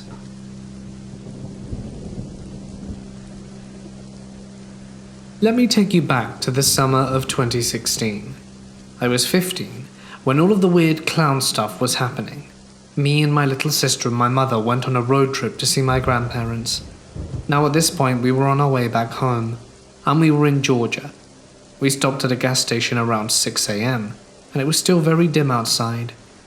My sister and I were dead asleep until we heard my mum leave the car. My sister was still asleep. Let me set up the scene real quick. Me and my sister were laying in the back seat. Her head was on the opposite side of the car, and we were directly next to each other on the seat, so I could see perfectly out of her side of the window. Anyway, I wake up and I'm really groggy, but suddenly my attention is jerked to maximum capacity when I heard a horrifying pitchy laugh that didn't even sound real. In that moment though, I was in some weird lucid dream state until I snapped back to reality. I sat up 90 degrees and looked out the windshield, and there was this man with a red balloon dressed up very similarly to the original Pennywise, but dirtier and cheaper. I watched in actual disbelief as he went from person to person, laughing in people's faces. He went up to a little girl of about 6 and her mother, pinched their cheeks, got up in her face and said something along the lines of, "Hey princess, wanna be my friend?" And when the mum hit him and screamed to get the hell away from them, he started maniacally laughing. Then he skipped over to my mum's car, saw me inside, literally shaking under my blanket, and pressed his face up against the glass really hard and started pointing and laughing. I pulled the blankets up above my head, but I could still hear him laughing his butt off. I swear I heard him try and jiggle the door handle a few times as well. The only thing that sent him away was the same mother of the little girl yelling at him and threatening to call the police. I heard him leave, and so when I sat up I saw him skipping away, and he was still laughing. It almost sounded like gagging at this point. I mean, honestly, about 45 minutes after he left, we came across an active missing person search in a forest by the road, not too far away from that gas station. I have no idea if he was involved, but I remember riding by and feeling like it could have easily been my sister or I. I was 15 then, and 19 now. I'm a 19-year-old dude that loves horror movies, gore and scary things, but the details of this weird-ass experience have never left my mind. Although I was really upset at the time, I'm glad I have an interesting story to share with all of you. But it's really scary to think about what would have happened if the car doors weren't locked. It makes me nauseous. I work in a rural mental health center in my hometown. This happened about a year after I started working there. I was also going to college full-time and only going to work part-time. I worked at the front desk at the time, and there was one particular client who took a liking to me. This guy had done a lot of meth in his day and basically fried his brain. He had drug-induced schizophrenia and is also really into conspiracy theories. At some point, we spoke while he was checking in, and he found out my mum's last name through that conversation. We have a different last name due to my parents' divorce, but for the life of me, I can't ever remember giving that personal information to a client. But it could have just been that he knew who my family was, since this was a rather small town. And basically everyone knows everyone. Not to mention my family owns a pretty large business in our town, but he remembers me telling him, so really who knows.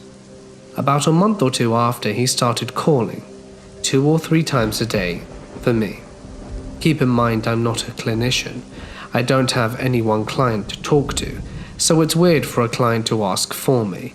But he would only call when I was in class or on PTO days. One day his clinician pulled me aside and told me he was concerned for my safety because of this client. The client had come in for an appointment and told his therapist that he had a premonition about me. Something bad was going to happen to me, and he was going to be the one who saved me. Apparently one night, while they were watching his regular unsolved crime shows, he ran across a story about Leah Rochelle Pebble, who just so happens to have gone missing in the same state I live in, and shares my last name, and her middle name is similar to my first. On top of that, my co-worker named AJ and Leah had a pimp named AJ. He had gotten it into his head that I was Leah and that I had been taken by my family and my co-workers and brainwashed into thinking who I now was, and as a result lost all the memories from my previous life. He was determined to save me and return me to my correct family. After that, I started noticing his car around pretty much wherever I went. He stalked my Facebook and messaged all the family members I had listed and my top friends. Luckily, I had told these people about this guy and not to engage with him. When he didn't get a reply, he wouldn't push it, except with my mum, who also worked in the facility. I worked just in IT. He would message her daily asking about me, asking why she took me and if she felt bad. I had to be walked in and out of work for about 6 months after, and I couldn't go anywhere in public alone. I think he dropped it eventually. I'm still not allowed to be up front when he's coming in, and occasionally still see his car drive by my house every once in a while, which is even creepier because I've moved twice since then.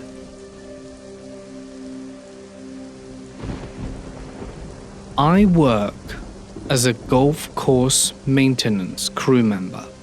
How boring, you must be thinking, and you'd be right.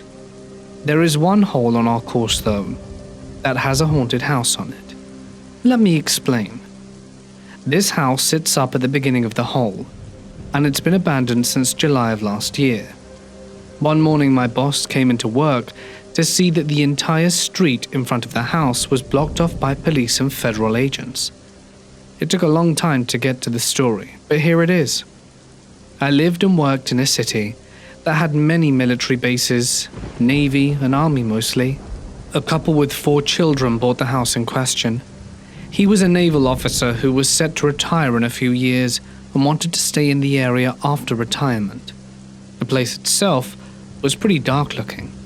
It was a large 2-story light-colored brick house with large windows in the back facing the golf course, a large deck, and a decent-sized backyard.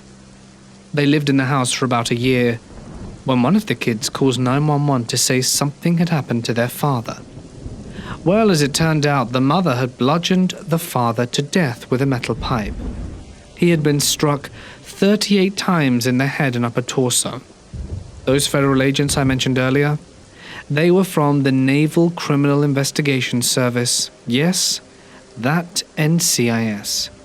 The wife had no memory of beating her husband, and when confronted with the news that her husband was dead, she had an emotional breakdown right in front of the agents. When interviewed by the local paper several months after being found not guilty because of insanity, She told them that strange things constantly happened in the house. Things moved when no one was near them, and other odd things that are pretty cliche with a haunted house. But the icing on the cake would be that she would often have blackouts in the place. She would lose minutes and sometimes hours with no way to account for the lost time. She would black out in one room and wake up in an entirely different room, having lost 2 hours. It's been abandoned since the crime took place.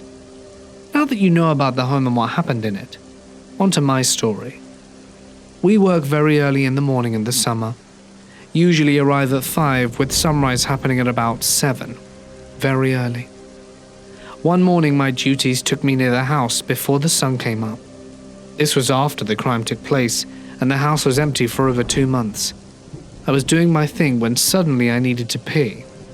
This hole has a small bathroom way down the path, so I hit the head. It's about 40 yards from the house. I was doing my business when something hit the side of the bathhouse. If I weren't already peeing, I would have pissed my pants. I finished up and was washing my hands. Again, something slammed into the side of the building. This time, harder than the first. That one sounded like metal. The buildings weren't made of metal, so I was confused. I washed up and came out to see what it was. Right on the side that was struck was a metal pipe on the ground. It was the same length as a baseball bat and was pretty heavy. At this time, I still didn't know what had happened in the house, as the whole court thing was still unfolding. I was horrified when I found out what the murder weapon was. In addition to this, I also had a lot of equipment failures on this hole. Hydraulic hoses would just come undone. Engines would stop for no reason, but start up again as soon as they were back at the shop. Computers on fertilizer sprayers would inexplicably go haywire, and I would either spray too much or not enough. But the piece de résistance was one morning at about 5:30. It was still dark, and I had to go by the devil house, as we all came to call it, and I happened to look up at the house and slammed on the brakes of the giant machine I was using in pure shock. As I watched, going from room to room, was a light akin to either a candle or a Zippo cigar lighter, orange and bouncing around unsteadily like a flame being carried. It went from one room to the next, and I'm pretty sure I heard laughter emanating from the house. Not a kid's laughter or a deep sinister laugh, but a forced woman's laugh. I had enough, and skipped that hole until daybreak. When I came to work the following day, there were fire trucks in the neighborhood. That night at around 4 a.m., the house went up in flames. The entire house was consumed in fire. I had to talk to the fire investigator, and when I told him my story, he said there was no way anyone was in that house, because when they arrived, the entire ground floor was boarded up. They had to climb onto the roof and enter through a window after the fire was under control. He thought I was making up the story, but I knew what I saw. A cause for the fire was never found. Strange things still happen around that house. It's still abandoned, and now spots soot on the windows, charred window frames, and a smoky smell when anyone gets too close.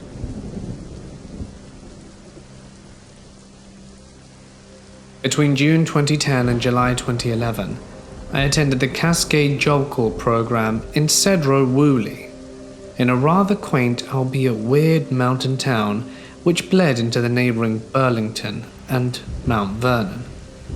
I highly recommend that if you're in that part of Northwest Washington, you pay it a visit. The area is absolutely beautiful. Plus, if you're feeling the need to give yourself the creeps, put on the theme to Twin Peaks on your phone and drive around. Trust me, you'll love it. Cascade's Job Corps was a beautiful campus, somewhat isolated from the main body of Cedro Woolley, with only one road to get in and out.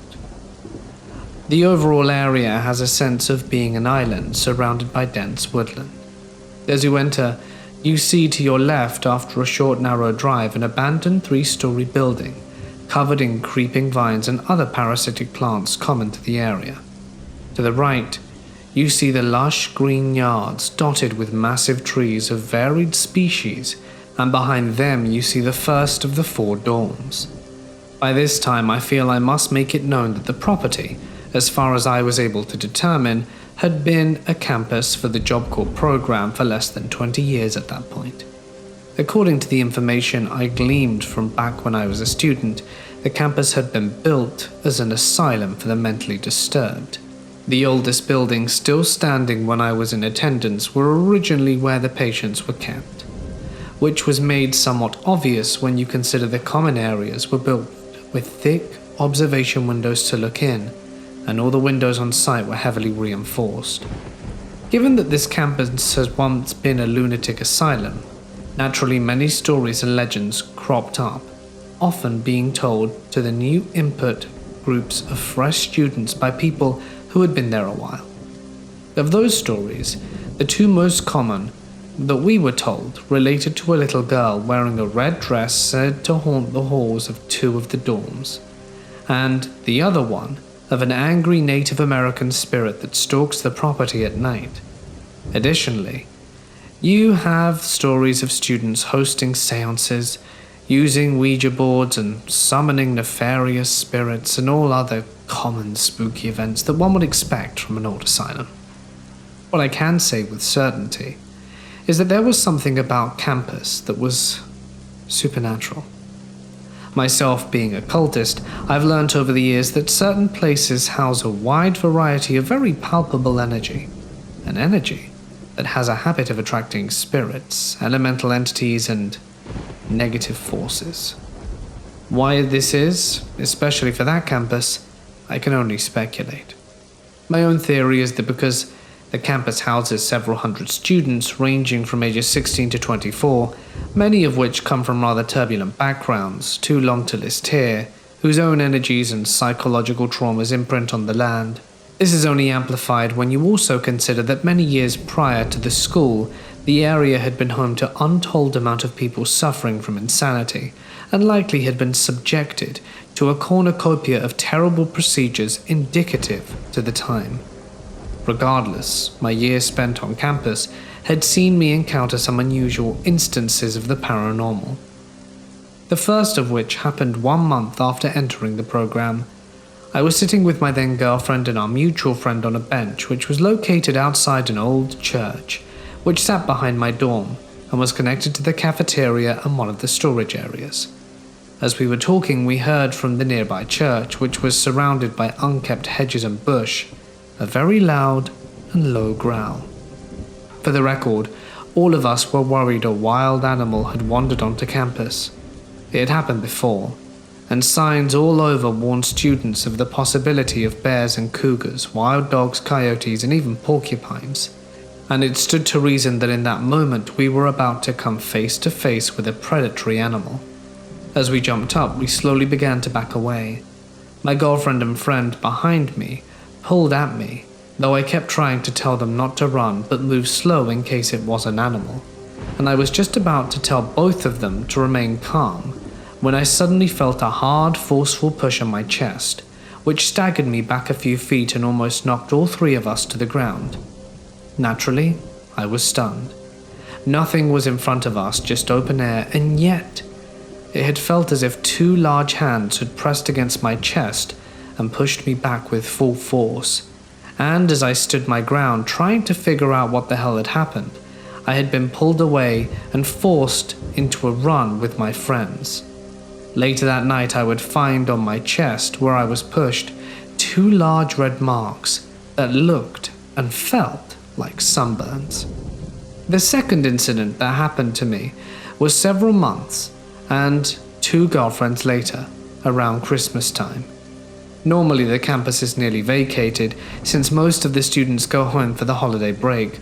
Sadly, my only family was too far away to justify the trip, so I opted to stay. Needless to say, I was the only person in my dorm for that break, which was great.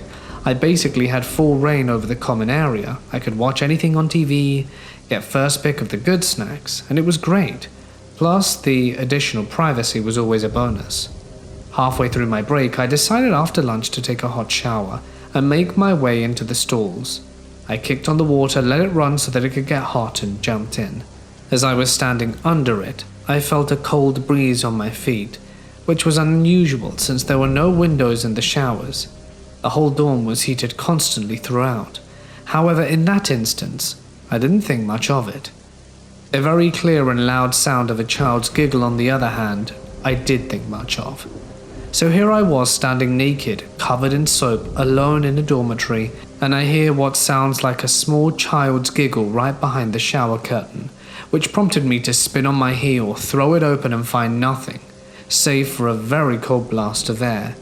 And naturally, when you have something so random and creepy happen, the best thing I felt to do was to rinse off, put on my robe, and book it down to my bay room and lock the door.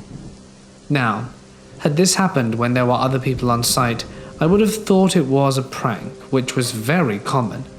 But here's the problem.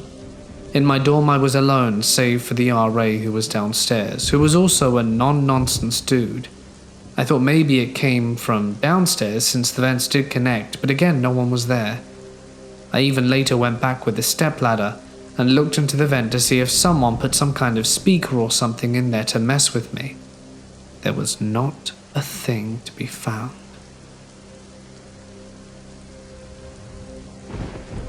This happened about 2 years ago. One day after work, about 5, me and a girl I worked with decided to go see a movie. It was a rough shift, and her and I felt like a movie would be nice. She asked if we could stop by her house so she could change clothes from our work uniform. I said it was fine since it was maybe 5 minutes away tops. We stayed at her house for a bit, ate a quick snack, then got in my car. She asked if we could stop by the gas station by her house so she could grab a Red Bull. Once again, I was fine with that because it was near her house. I drove to the gas station, and the only parking was on the side of an abandoned car wash next to the gas station. To form a better image, the gas station and car wash were right next to each other, both entrances facing the same way. It was entirely dark outside. The gas station was a fairly run-down one and didn't have any lights at the gas pumps like most do, so it was pitch black except for the light coming from my car. A semi-truck was on the other side of the gas station and had cones indicating the area that would inhibit the driver to do what he needed. So I assumed the parking spots wouldn't be too close, and I parked. My friend got out and went inside, and I decided to stay in the car since she would only be a few minutes. I locked my doors after she got out, as it was a force of habit to do so. I went on my phone for a bit, and after a few minutes I saw a light flash on the driver's side mirror of my car. I turned to look, since it was pointing in my direction. The truck driver had a flashlight pointing at my window, and just held it there for a few seconds. I was kind of freaked out, but assumed he had a reason for doing so. He then began walking towards my window, still with the flashlight on, and I rolled my window down no more than an inch, assuming maybe he was just going to tell me to move my car. He stopped when he got 2 to 3 feet away from my window and just turned around. At this point I was pretty scared, just because there was no reason for what he did. So I rolled my window back up and waited for my friend. I'm still watching the guy just in case, and I see him rummaging around in the front part of his semi for a bit. Then he stopped and turned back to my car. There was something in his hand. I'm not sure what, and I'm glad I don't know. He began walking towards my window.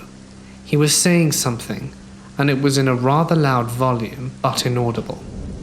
He got to my door this time and tried to open it. He tried to pull the handle a few times, but he couldn't open it, then started to pull more aggressively. My friend came out the gas station and was walking towards my car, and she looked scared. I was scared. The guy saw her coming to my car and walked back to his truck, and I drove away as quickly as possible. I'm not entirely sure what happened or what was going to happen. The only theory my friend had was that maybe when he saw that I was a girl, the first time he had the flashlight, he assumed I'd be a good target for something. That's just a theory though.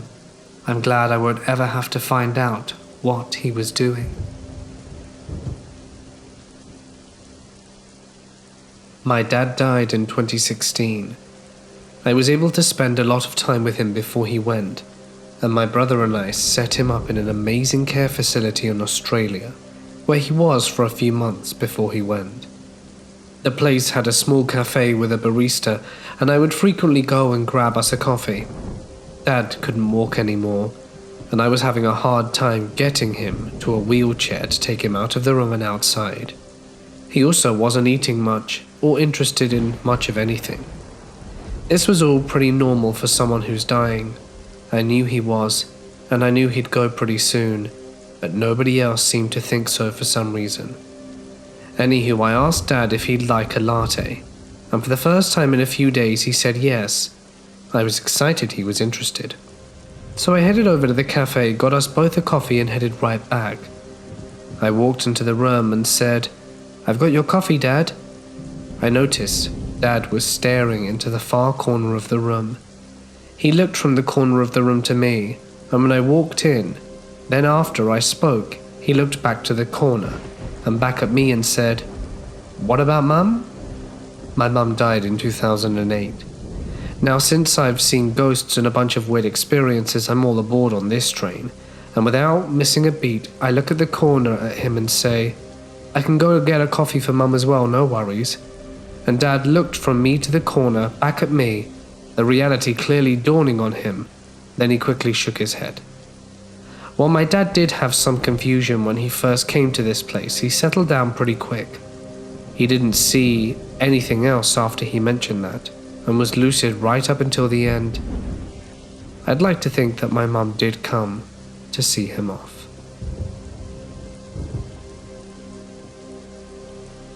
Years ago, maybe 2010, my family and I were in a rental house in a gated community.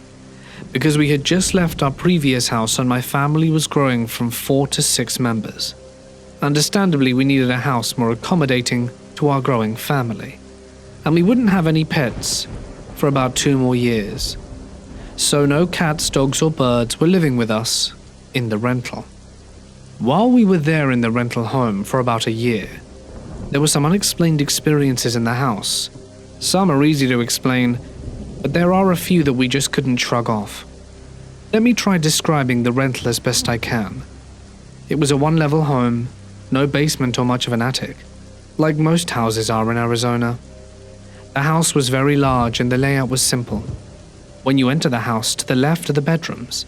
In front is a dining room and a sliding door out into a tiny backyard. And on the right is the living room and kitchen and such. There were about 5 bedrooms. The master bedroom where my parents slept in, a Jack and Jill room meaning 2 identical rooms connected by a bathroom, where myself and my brother Edwin used, and a single room where Jack and Nick slept together. They were between the ages of around 5 or 6 at the time. These 4 were connected by the hallway along the same wall, while the 5th was closer to the kitchen, and it was half the size of the other bedrooms, so my brothers and I used it to play video games in. There were also 3 bathrooms, but only 2 had a shower, the master bathroom and the Jack and Jill bathroom. The first thing my family and I noticed was hearing someone walking in the hallway. The hallway didn't have any carpet like the rest of the house, so it was loud enough to sort of echo. It may have been the air conditioner, but it sounded so much like someone was roaming the hallway. Countless times I would mistake the sound for my parents or brothers, but no one would be there when I looked. So it just felt more comforting to claim it was the air conditioning. A few weeks in, and after some unpacking, my mum started hearing a child's voice calling for her with, "Mum." But when she would ask my brothers and I, we would answer with, "It wasn't us." My brothers and I joked that maybe she was hearing things or going a little crazy from being home all day with the younger boys, or that it was the TV or iPad she was hearing. But sometimes it happened while no one else was home. It would just be her alone in the house. No TV nor iPad turned on. Another thing was the shower curtain in the Jack and Jill bathroom. The bar holding the curtains would always fall, even if nothing touched it. It didn't matter if anyone was in the bathroom or not. It would just rip itself from the wall. The curtain wasn't very heavy, even when wet, so it wasn't the weight causing it to fall. We thought maybe the bar was too small to reach across the walls. But perhaps the ends failed to stick to the wall and needed some kind of adhesive. But no matter what we did, it kept falling off. I recall vividly that I had just stepped out the shower and went towards my towel at the sink, which was to the opposite wall of the shower. Suddenly, the bar hit me on the back. It was at least 2 feet from the shower, and it only hit me. I started using the shower in my parents' bathroom after that, but my brothers still used the Jack and Jill shower. I think they would take down the curtain before showering though, and the floor would always be soaked afterwards. During this time, my brother Jack would wake up at some point in the night to crawl into bed with my parents. It wasn't uncommon for my parents to wake up to Jack asking to crawl into bed with them in the middle of the night. My dad would be a little grouchy due to this, understandably, as Jack was almost 7 years old, and he didn't exactly lay still while sleeping. Jack tended to kick or swing his arms around, like he was clapping or punching as he slept. One night, both my parents felt someone at the foot of the bed, like someone was sitting by their feet. Thinking it was Jack, my mum pulled the blanket down to let him under, but whoever it was at the foot of the bed didn't move. My mum looked to the end of the bed, thinking maybe Jack was scared to wake up Dad again. Yet, there was no one there, but there was still an impression in the bed. She woke up Dad and they both got out of bed to look for my little brother, even checking under the bed, but neither of my little brothers were anywhere in the master bedroom. My mum then looked into each of our bedrooms, finding all 4 of us in our own rooms still asleep. Neither Jack or Nick had left the bed that night. We moved out of the rental house later that year, but the activity didn't end just yet. Whatever it was seemed to follow us into the new house. Once again, I had an experience in the shower. I was washing soap out of my eyes under the running water using both hands when I felt someone grip me by the hip. Shocked, I ignored the soap in my eyes to look, but no one was there. When I got out and looked in the mirror, I had a mark the shape and size of an adult's hand. I couldn't tell if it was a right or left hand, but it was definitely a hand. During some nights as I sit in bed, I would feel someone next to me. I would feel that presence touching me by my breast, but I would be wide awake and no one would be in the bed with me. Lights on and off, it didn't matter to whoever this invisible groper was. It was uncomfortable to be in my own room. Maybe it's because I'm a girl, but it seemed to really like being around me. This happened so often I would just shout, "Enough!" at whatever it was. And it did stop as soon as I gave the order, but it would happen again sometime later, or the next night. Just a few months after moving in, my brother Edwin was sick at home with pneumonia. He was allowed to be home rather than stay in the hospital, but he was borderline bedridden. His bedroom door was open maybe halfway when he saw someone walking in the hallway outside his door. Across from his room is mine, which Edwin claimed the figure walked out of. Edwin thought it was Jack, but when Edwin called out, no one answered. Minutes later, Mum came home with Jack, Nick and myself after picking us up from school. I believe it was 2013 or 14 when we had 2 dogs, Beagle Spaniel mix, so small dogs in the new house with us. They both didn't like strangers and would start barking at whoever they didn't know. One day I was in the living room alone with the dogs when they both started barking into the hallway, but when I checked there was no one in the hallway that I could see. Finally, the last experience I can remember was during a weekend or sometime during a school break. I was awake at around 1 a.m. in the living room on my laptop watching, ironically, an Australian ghost hunting show on YouTube. I had one earphone in when I heard shh in my left ear. I replayed the video a few seconds back but never heard the shh again, so it wasn't from the video. Feeling panicked, I turned off my laptop and for some reason said aloud, "I'm going to bed," rushing to my bedroom, feeling like someone was behind me the whole way. By the time I was in high school, about 3 years since the rental house, the activity died down. However, my history teacher told the class about the discovery of a mummified man who was found by local hunters. I'm not sure how long the body was out in the desert, if the body was identified or claimed, or if it was connected to the strange activity in any way. My thought was maybe whoever this man was once lived in the house, or if his body was near where I live now. but I thought I would mention it just in case.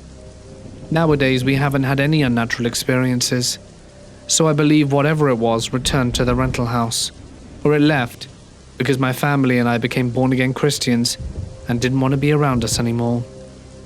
The only thing nowadays has been a tapping or knocking outside my bedroom window on a random night, which I still haven't been able to solve. Hopefully I can record the noise when it happens again, but I can't guarantee, as it happens on random nights, usually around 1 or 2 a.m. This happened around 8 to 9 years ago. My husband and I are driving back from Michigan as we went to visit my parents, and by the time we get into the remote back area of Ohio, it's dark. Dark being around 12 a.m. when we get into the backwoods, and by the time we hit the small towns it was around 1 or 2 a.m. We always make sure our doors are locked because we aren't stupid. Anyway, we make a quick stop to use the restrooms, stretch, and get something to drink. We get back on the road, and we're going along and we slow down to stop for a road sign, and this woman walks out right in front of us and I slam on the brakes to keep from hitting her. We sit there for a minute collecting ourselves and think, what the hell? She knocks on the passenger side window where my husband's sitting, and I tell him to not roll it down and to let's just get the hell out of here. But he, being the kind-hearted guy he is, rolls down his window. She tells us that she'd been walking for hours and that her car broke down. She can't get a hold of her daughter and that she has no money and needs $50 for a cab. Quite specific, right? He tells her to hold on, rolls up the window, and I'm telling him no, you've got to be nuts, do not let her in this truck. And he gives me this spiel that she needs help and stuff. Hate me all you like, but I learned the hard way to never trust people, especially strangers. And I told him that I didn't give a flying monkeys if she were bleeding on the ground. She was not getting in my truck. He guilts me into letting her in. Now I'm driving a Ford F-150, and there's only one seat, so we're all crammed, and I ask her where she's going. She says to a store, then says she needs to find a cab but has no money and if we can give her $50. I'm silently telling my husband, like hell are we giving her money, as we're driving her, but relents and says yes. We drive and she's telling us all kinds of stories about her, her daughter, how she needs to get home, how her daughter's 16 at home alone, that it's about 2 hours away in Ohio. The more we drive, the more it changes. I ask her about her daughter, and this time she's in her late 20s, has a few kids, and is in Kentucky. I said, oh, I thought she was 16 home alone and 2 hours away in Ohio. She says, oh, that's my younger daughter. It's my adult daughter I'm going to see. Okay, that makes no damn sense. She just said she came from Kentucky. We find an ATM and thankfully it's broken. We push on to find another, and the more she talks, the weirder she gets. She tries cozying up to my husband and sweet-talking him, and he is oblivious to women hitting on him. So she moves on to me and I refuse to accept it by constantly changing the subject. Then it gets stranger. She says, are you two married? We reply, yes. Oh, that's good, because I would have had to call Jesus down to smite you if you were living in sin. We were both thinking, what? Then says, you two are a very nice Christian couple. And we both reply, we're not Christian. She gets upset by this and starts spouting the Bible at us, and the hubby is retorting back at her. We finally reach another ATM, and this entire time the hubby and I have been communicating through signals that we need to get the nut job out the car. We pull up, and he says I need to get out of the car to get to the ATM, and she says, just have your wife pull up and use it. He says, no one uses my card but me. Then she goes, have your wife get out. And he replies, her door's broken and only the passenger door works, which is a lie of course, but we needed to get her out. She gets out and he grabs the door to pull it closed, and she grabs the door and starts screaming at us to let her back in. As she's trying to get back in, he says to her, no, your story's full of holes and doesn't add up. She pulls out this knife, assuming like a switchblade, and my husband shoves her, and I peel out of the bank parking lot with the door still open. He shuts it and locks it. She chases us screaming that she's gonna kill us, and I floor it, pushing the gas pedal to the floor, and we're doing 120 and don't let up for 4 miles until my husband is screaming, "Slow down, you're gonna kill us!" I do, and I'm shaking, part due to anger and part due to being freaked the hell out. We made it home safely, but crazy lady that tried to rob us and stab my husband, let's never meet again. Jerome, Arizona. Have any of you ever been there? I've been to many tacky and purely touristy ghost towns and tours, but when I arrived in Jerome, it felt different from the start. It's a quaint little mountaintop town in Arizona, partially isolated from a fair amount of the area, and is part of an odd amount of tragedies ranging from mine cave-ins and massive tuberculosis outbreaks. I'd heard about this place by a friend who lives in the area, and eventually planned to stay via Airbnb with a nice old couple during my visit, to visit the friend that told me about this place. When I arrived, I was surprised at just how quiet the town actually was. Beside the bar, everyone just seemed in harmony with the history of the town. Beforehand, I had made arrangements to go on a ghost tour with a pair of old local guides, father and son, who just happened to live in an old cathedral, to show me around some of the more popular haunted spots. We began the tour with myself and a young couple also staying in the town for the night. As I started to talk to the guides, I learned much about the town and their personal experiences through the years.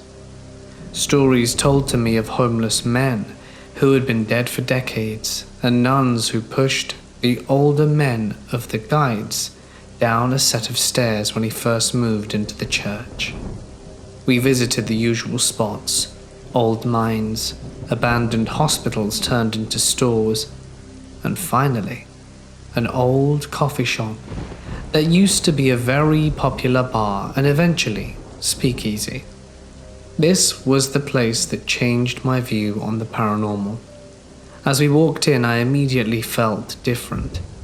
It was said that some man still resided there that died during the Prohibition era, and he would sometimes interact with people if he found them worthy of his time. In the shop, there was also a single couch that remained there from the era that was said he would sometimes sit and relax upon with others. Anyway, as I said, I felt different. I could tell the guides could too at this point, so we got settled in and started asking some simple questions. After a while, we started to get a response. Slight knocks on the door to the bathroom and the walls.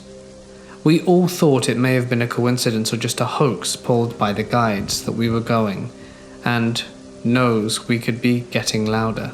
This is when we saw the apparition of the lower part of a man's legs. Let's just say the young couple were terrified and immediately left with the older guide, leaving me and the younger one alone in the room. He sat on the chair across from me while I sat on the couch and asked questions. It wasn't truly that I had my experience until I ended up asking the ghost if he remained here waiting for a woman, but there was no response. Knowing that in the past, Jerome was a gay haven back in the early 1900s. Then I asked, "Are you still waiting for a man?" I then felt the couch creak, as if someone else had sat down and felt a pressure on the back of my neck. This was all accompanied by a loud knock on the wall behind me. We promptly left after that, but making sure we thanked the ghost for his time at the door. Even if it wasn't that terrifying, it will always live in my mind as what convinced me of the paranormal. One day about 3 years ago, I was at my house with my younger sister and our friend. We were about 20 to 21 years old, all females. We were hungry and decided to go out and grab some sushi. On the way to the restaurant, I noticed I was low on gas, so I stopped to get some. I pulled up to the pump and parked the car. I went into the gas station to pay while my sister and our friend waited in the car. As I was walking across the parking lot into the store, I noticed a man staring at me with a creepy smirk on his face. We made eye contact and he yelled across the parking lot, "Hey beautiful, why aren't you smiling?" I didn't respond or even acknowledge him. However, a young woman who witnessed this said to him, "Do not tell her to smile, she doesn't have to do anything for you." To this day I think about that woman. I thanked her and continued to walk into the store. As I stood patiently in the line, the same man walked in, came right over to me in the line and started to touch me. He was rubbing my arm and lower back and I pulled away and said loudly, "Get away from me, I don't know you. Don't touch me or I'll defend myself." Other customers and the cashier were watching us as I caused a scene. He whispered in my ear and told me to shut up so people didn't think he's a creep. Suddenly the man ran out the store and to my car with my sister and friend still in it. I ran after him. He opened the car door and started to say something to them when I yanked him back so hard from his shirt collar and punched him in the face. He proceeded to, of course, call me some lovely things and every other name in the book, but he left us alone and got in his car and drove away. I'm much more aware of my surroundings now. To the creepy gas station man, let's not meet again. When my girlfriend and I moved into our current house, we were thrilled. It's a Victorian terrace house, spacious and with original features, mosaic hallway floor, fireplaces, that sort of thing. Given the reputation of Victorian buildings, we should have been prepared for the possibility of a resident ghost. We weren't, though. In my religious beliefs, ghosts are not actually human souls. Those move on to places beyond the perceivable universe, but rather demonic manifestations. Therefore, I was certain that the apparition was malevolent from the first moment I laid eyes on it. At about 3 a.m., I was awoken by the temperature in the room plummeting. I could see my own breath, and there was frost forming on the window. Although it was winter, this chill was still anomalous. It came suddenly and lasted no more than an hour, and our neighbors did not experience it concurrently, or at least not that they noticed. Then the figure appeared.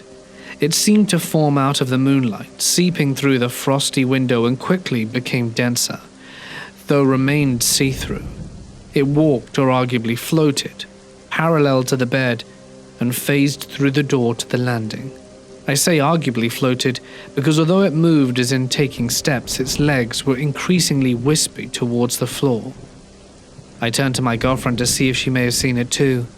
She was twitching and very quietly muttering in her sleep. I put my ear close to her mouth to try and make out the words, but mostly could not. The words may have included blood, sheep, and circle, but I cannot be sure.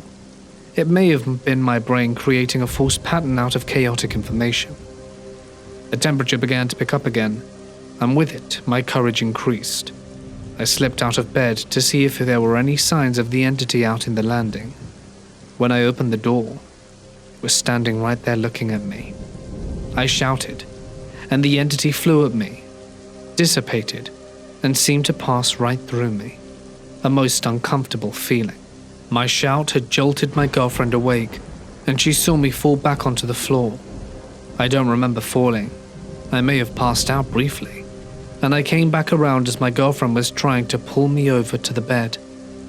Similar incidents plagued us for several weeks, and it was not long before she was seeing the horrible ghost as well.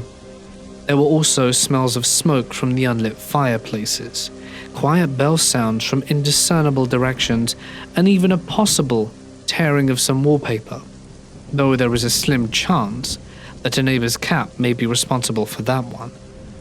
Eventually, we were thoroughly fed up from being spooked. We purged the house with water aspirations, candles, and prayers, and hung up religious imagery. Gradually, the activity seemed to decrease. It's been many months now since our last paranormal disturbance. I dare say some people will question the connection between our purging and the end of activity, my conflation of ghosts and demons, or even a supernatural cause of the activity in the first place. But that's my account of our experience. Make of it what you will. let me take you back to one of the creepiest encounters I've had in my life. For reference, 25-year-old female here. I'd like to set the scene. This happened 8 years ago. I was living in a dingy little motel with my mother in a terrible area in metro Atlanta. The motel was full of the types of folks you'd expect to see there. You had your pimps, you had your ladies of the night, and you had a couple of dealers, but you mostly saw their clientele. I personally was never bothered.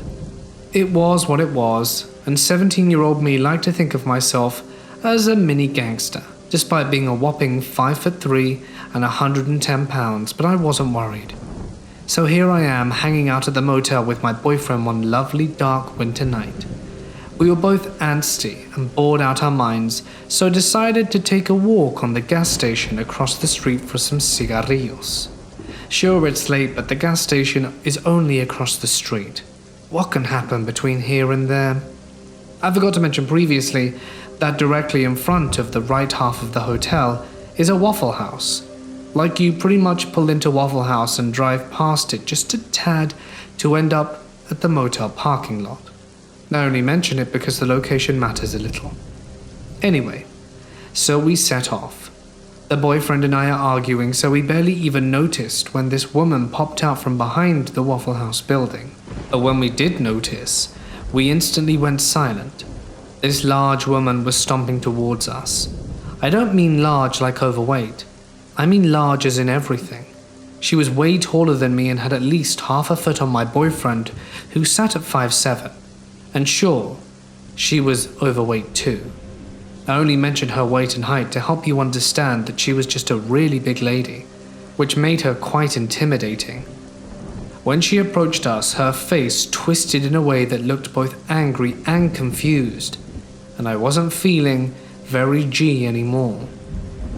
As I stood in front of us, she just stared at us with that same face, eyes moving back and forth between my boyfriend and myself. So I take a step or two back behind my boyfriend when this lady finally speaks. "Where's the crack?" I couldn't tell if it was a question or a demand. Either way, we didn't have any. And we told her that. "You're lying. I know some of you have some." "No, we don't." We told her that again, but she was becoming increasingly angry as we kept repeating that we didn't have any. So finally I'm like, "Look, lady, we don't have any crack. Try the other side of the hotel. I bet there's someone with some over there." I felt like it was sound advice because we really didn't have anything, and someone likely would have it over there. I just wanted her to leave, but I guess that bothered her more, because as we started to retreat towards the store, she screams at us, "How would you know? Unless you have it." Once she said that, I realized there was no convincing her that we truly did not have any crack. So we noped out of there. I was nervous about walking back, but you gotta do what you gotta do, and fortunately for us, she was nowhere in sight. So we locked ourselves in my room, put the cigarrillo to good use while we laughed about what happened, and I assumed she went to the other side and found what she was looking for. And even better, I never saw her again. And to be clear, I do not judge with those addictions. As someone who has lost and almost lost family to it, I find it incredibly heartbreaking and place no judgment on those who get sucked into its spiral. I hope the woman ended up getting help, and I hope the same for all the addicts out there. If that happens to be you, let me tell you this: you are strong and you can do it. You got this. But to the creepy lady demanding I give her my non-existent crack, I hope to never encounter you again.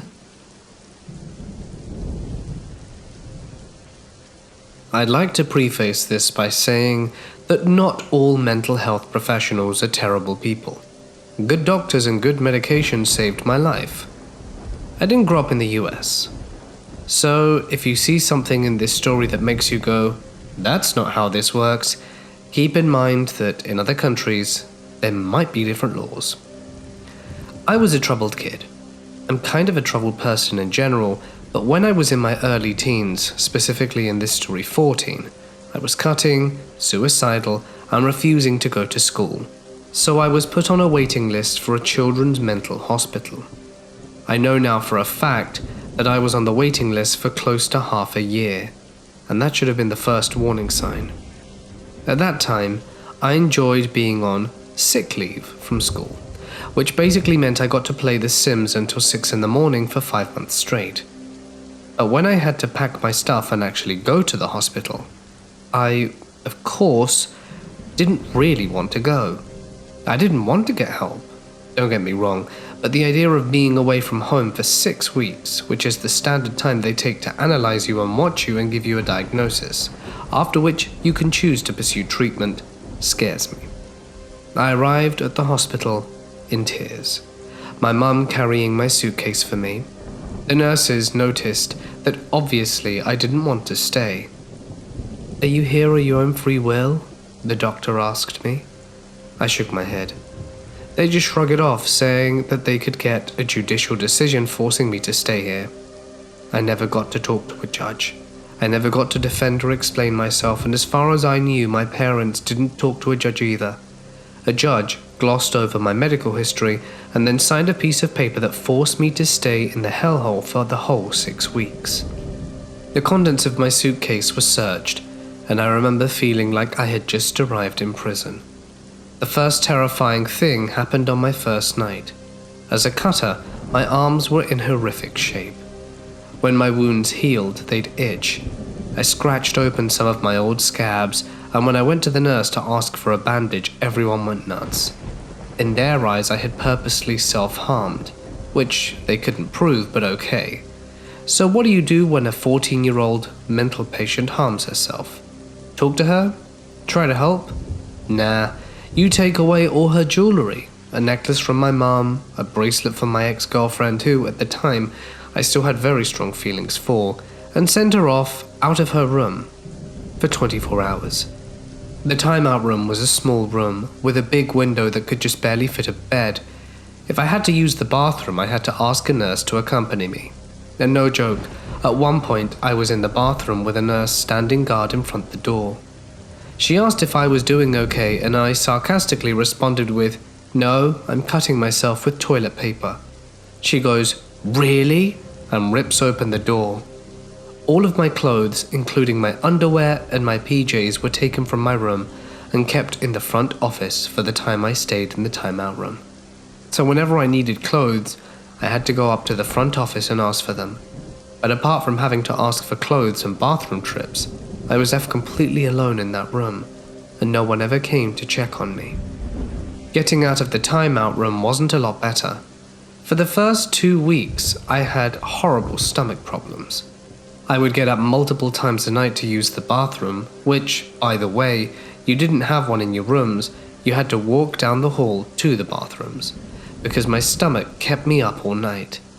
I would often not get enough sleep, and would end up sleeping through the day, which led me to not taking part in the group activities.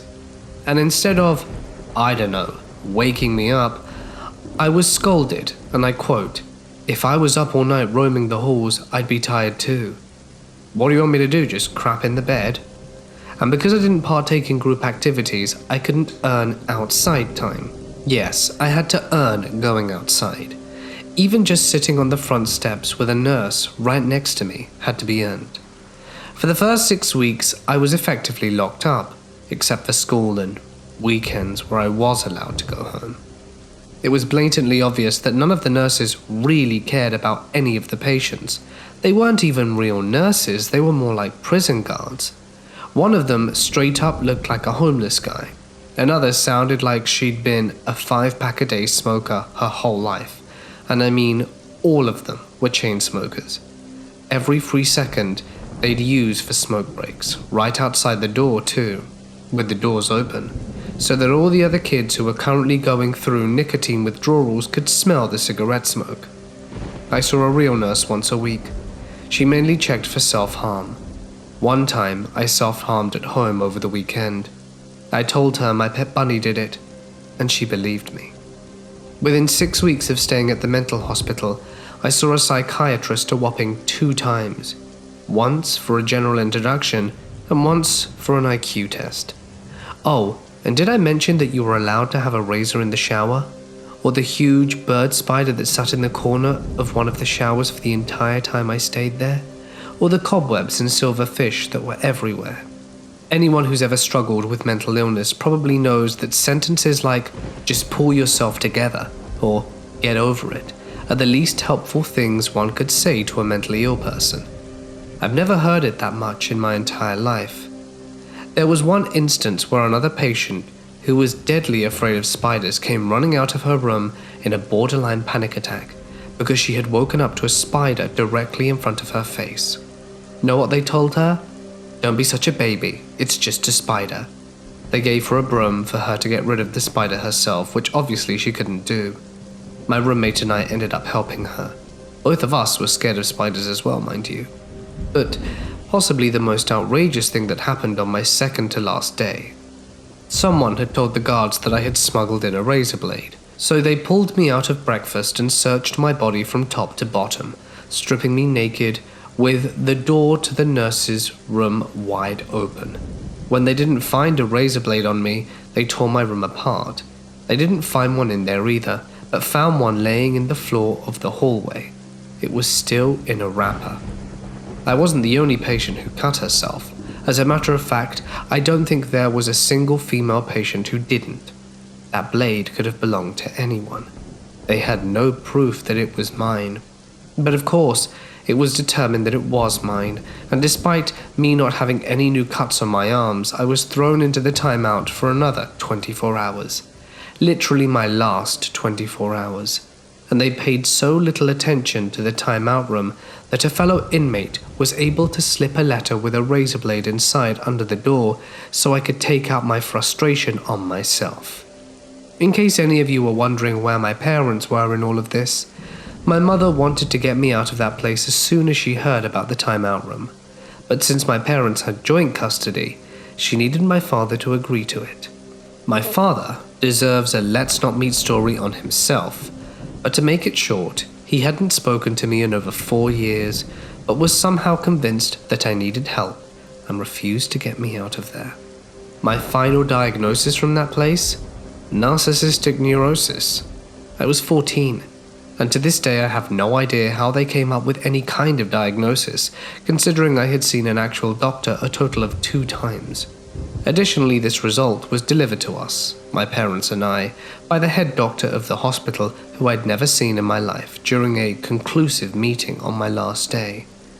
I was offered to stay and start behavioral therapy, but I guess it goes without saying that I politely declined that offer. Every therapist and psychiatrist I have spoken to since, and trust me, there have been a few over the last 7 years, have disregarded that diagnosis completely. Some have even laughed at it. I'm currently diagnosed with bipolar disorder and depression, and a panic disorder, and my current psychiatrist has suggested I might suffer from borderline personality disorder. I guess the moral of the story is to always do research on the hospital you plan on getting yourself admitted to. I sure as hell hope I never have to see any of the guards, nurses, or doctors ever again.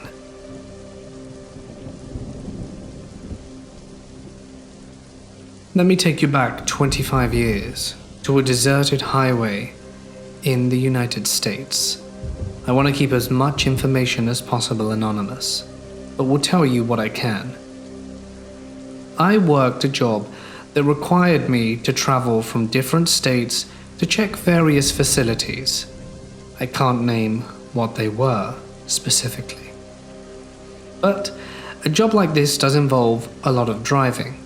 And as such, it was one of my usual days driving to work. Today's assignment was taking me to Ohio.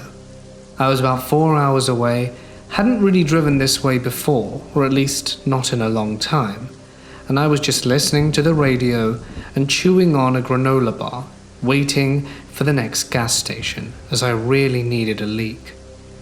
I had been busting for a while.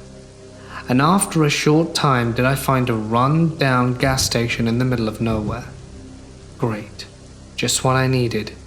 The sky was already getting quite dark at this point, and the fluorescent neon lights shining above the pumps were all that illuminated this dingy little run-down spot in the middle of nowhere. I pulled up and took in the scenery, breathed a cold sigh, and went to fill up the car before relieving myself and getting my much-needed snacks. I looked around. It was empty. There was not a single soul around, save for the cashier who I was assuming was probably in the back of the gas station. I see the gas meter fill up, and when it's finally done, do I put the cork back in my car and walk over and into the gas station. I remember it like it was yesterday. It had some terrible band from that era playing on the radio, and I was just thinking to myself they needed better taste in music.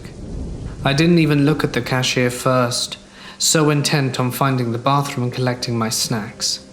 The bathroom, as the sign said, was just on a little door to my left, so I busted through and made use of the facilities while I still had the chance. Once I was done, I walked out, and that's when I noticed a strange smell.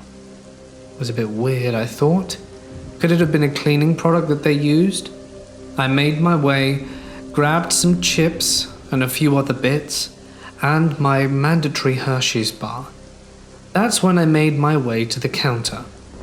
I noticed the cashier was completely absent. I didn't want to be late. I was already running a little bit late anyway, but thought if I sped I could probably make it in time. But now the cashier was absent, and I was losing my patience. I placed my candy and snacks and drink on the counter and yelled, "Hello, is anyone here?" I tapped on the desk a few times after about a minute, but no one came. It was starting to get on my nerves. Surely someone was working here. How the hell was I supposed to pay for my gas? I waited about 3 more minutes, patiently waiting, sure that whoever was probably in the security building was about to come out. Maybe they were in the staff toilets, I don't know. I started perusing a magazine while waiting, really wasting my time and getting more and more annoyed. So I started to walk towards the staff-only door, clearly labeled staff only, and decided to give it a little knock. I knocked the door, but there was no reply. This time, starting to get concerned, I started to push the door open, and that's when the smell hit me. It was a very peculiar smell, and as I pushed it open more and more, did I see the cashier lying in a pool of blood next to some crates. I instantly rushed to him and asked if he was okay. I wasn't sure if he was dead or not, and I started freaking out. So I grabbed my cell phone, but there was obviously no service here. Crap. I was sure that I had seen a phone outside the gas station, so I ran out and dialed 911. I told the police what happened, and they said that they were going to send an ambulance, but that it would take at least 40 minutes to get there, as well as several cops. The cops arrived first. I think the kid was pretty much on his way out.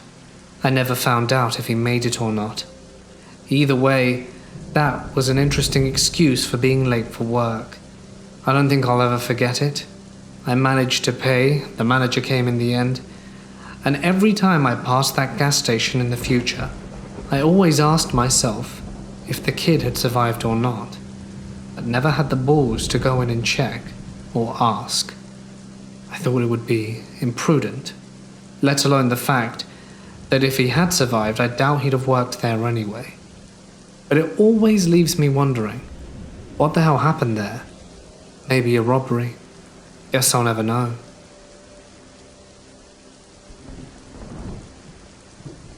Coweta, Oklahoma, a small, quaint and haunted town. It was Indian territory, and I lived in 3 different houses there in different parts of town as a little girl, and experienced many supernatural things. There is a lot of history and a lot of old buildings and homes in Coweta. The first house I lived in was right across from some woods. My 3 siblings and I used to play there, and one day we decided to go in further than we had before. I was about 4 years old, and we found an old dilapidated shack. As we got closer to it, the leaves to my left flew up, and almost in a straight line like they would for a sudden gust of wind, but there was no wind. It stopped right in front of me, and then there was a very loud and deep man's voice all around us that just screamed, "Get out." Needless to say, we ran like hell. I was the youngest and smallest and the first one out of there. After this, I would see an old man at the edge of the woods. He would stay there like he was guarding them. My mother asked me one day why I was afraid of the woods, and I told her it was because of the bad man. She inquired further. I told her that there was a bad man that didn't want us on the woods anymore, but she brushed it off, and life went on. We moved away for a couple of years until my parents divorced. My mother moved us into a small 2-bedroom house that was closer to our school. She was sleeping on the fold-out couch, and us kids had the 2 bedrooms. It was also right next to a cemetery, and we would play there too, as curious children often do. There was always a man, probably in his early 30s, that would visit his mother's grave often. He was there every time we went, no matter what time it was. He'd pack food and camp out, talking away at the grave all day. We were intrigued. We would hide behind the gravestones and try to hear what he was saying. I don't remember being able to make anything out, but his facial expressions and body movements were so casual, like there was something sitting in front of him keeping up the banter. One day, my oldest brother and I managed to get really close. We thought we were slick. All of a sudden, the man stood up, turned around, looked right at us and said, "What are you looking at, kid?" And then started speaking in different voices in a language we didn't understand. It sounded like gibberish. It is possible he was messing with us, but it was certainly creepy, and I stopped going to the area after that. After another short time, we ended up moving into downtown Coweta. It was literally one street with a small building neatly aligned on either side. We lived on a side street that was once a cemetery back when the town was first settled in 1840. When they decided to build houses, they moved all the graves. Well, I found out through my lack of supervision in 1990 and constant curiousness that they built houses on top of graves. There were gravestones in the crawl space of at least 3 homes. There was a very old white 2-storied house that sat 1 block from our house. We saw multiple families move in and out only a few months later. The house was empty almost most of the time, and my oldest brother and myself and cat climbed into the crawl space. My cat was awesome, and we attempted to turn a stone over so we could try and read it with our flashlight. As we did, something hissed, and this wasn't a normal animal sound. It was like 100 voices all hissing at once at different frequencies. The hair all over my body stood up, and we freaked out. My brother was out first, my cat second. As I got to the sidewalk, I saw my cat get picked up and thrown. Someone grabbed my cat and pulled me to the ground. I was so scared I started crying, and my cat hid in my mum's closet and wouldn't come out until the next day. I ended up having a giant bruise on my right butt cheek, and it was hard for me to even walk past the house after that. In this same house with the graves in the crawl space, I would often see an old woman. I wasn't the only one that saw her, but I did see her more than others. I mostly saw her at night, but there would even be times during the day she'd be there too. At night, I'd often wake up to her standing by my dresser, which was just in front of the door. She was illuminated by the hall light my mum would leave on for us, and would just stare and move her mouth, but I couldn't hear her. On 3 or 4 occasions, she would put her hands on my crayons that were on the dresser. The next day, they'd be moldy and dried up. I have no idea why she would do that, but she did. And my mum just kept replacing them, but still never believed me. Also, things would turn on and off by themselves. There'd be footsteps, whispers, doorknobs rattling. All in all, I had a terrifying childhood in Coweta, Oklahoma. I worked as a food delivery person in a hospital when I was younger. I mainly worked on the floor that was like a nursing home for older patients. I took a tray into a room once and asked the woman if I should leave it on her tray or if she was going to get up and go to her table. She told me not to bother because she wouldn't be needing food anymore. I was required to leave it, so I just said okay and left it on the table. I went back about an hour later to pick up trays and her room was empty. She'd passed away. I'll never forget that.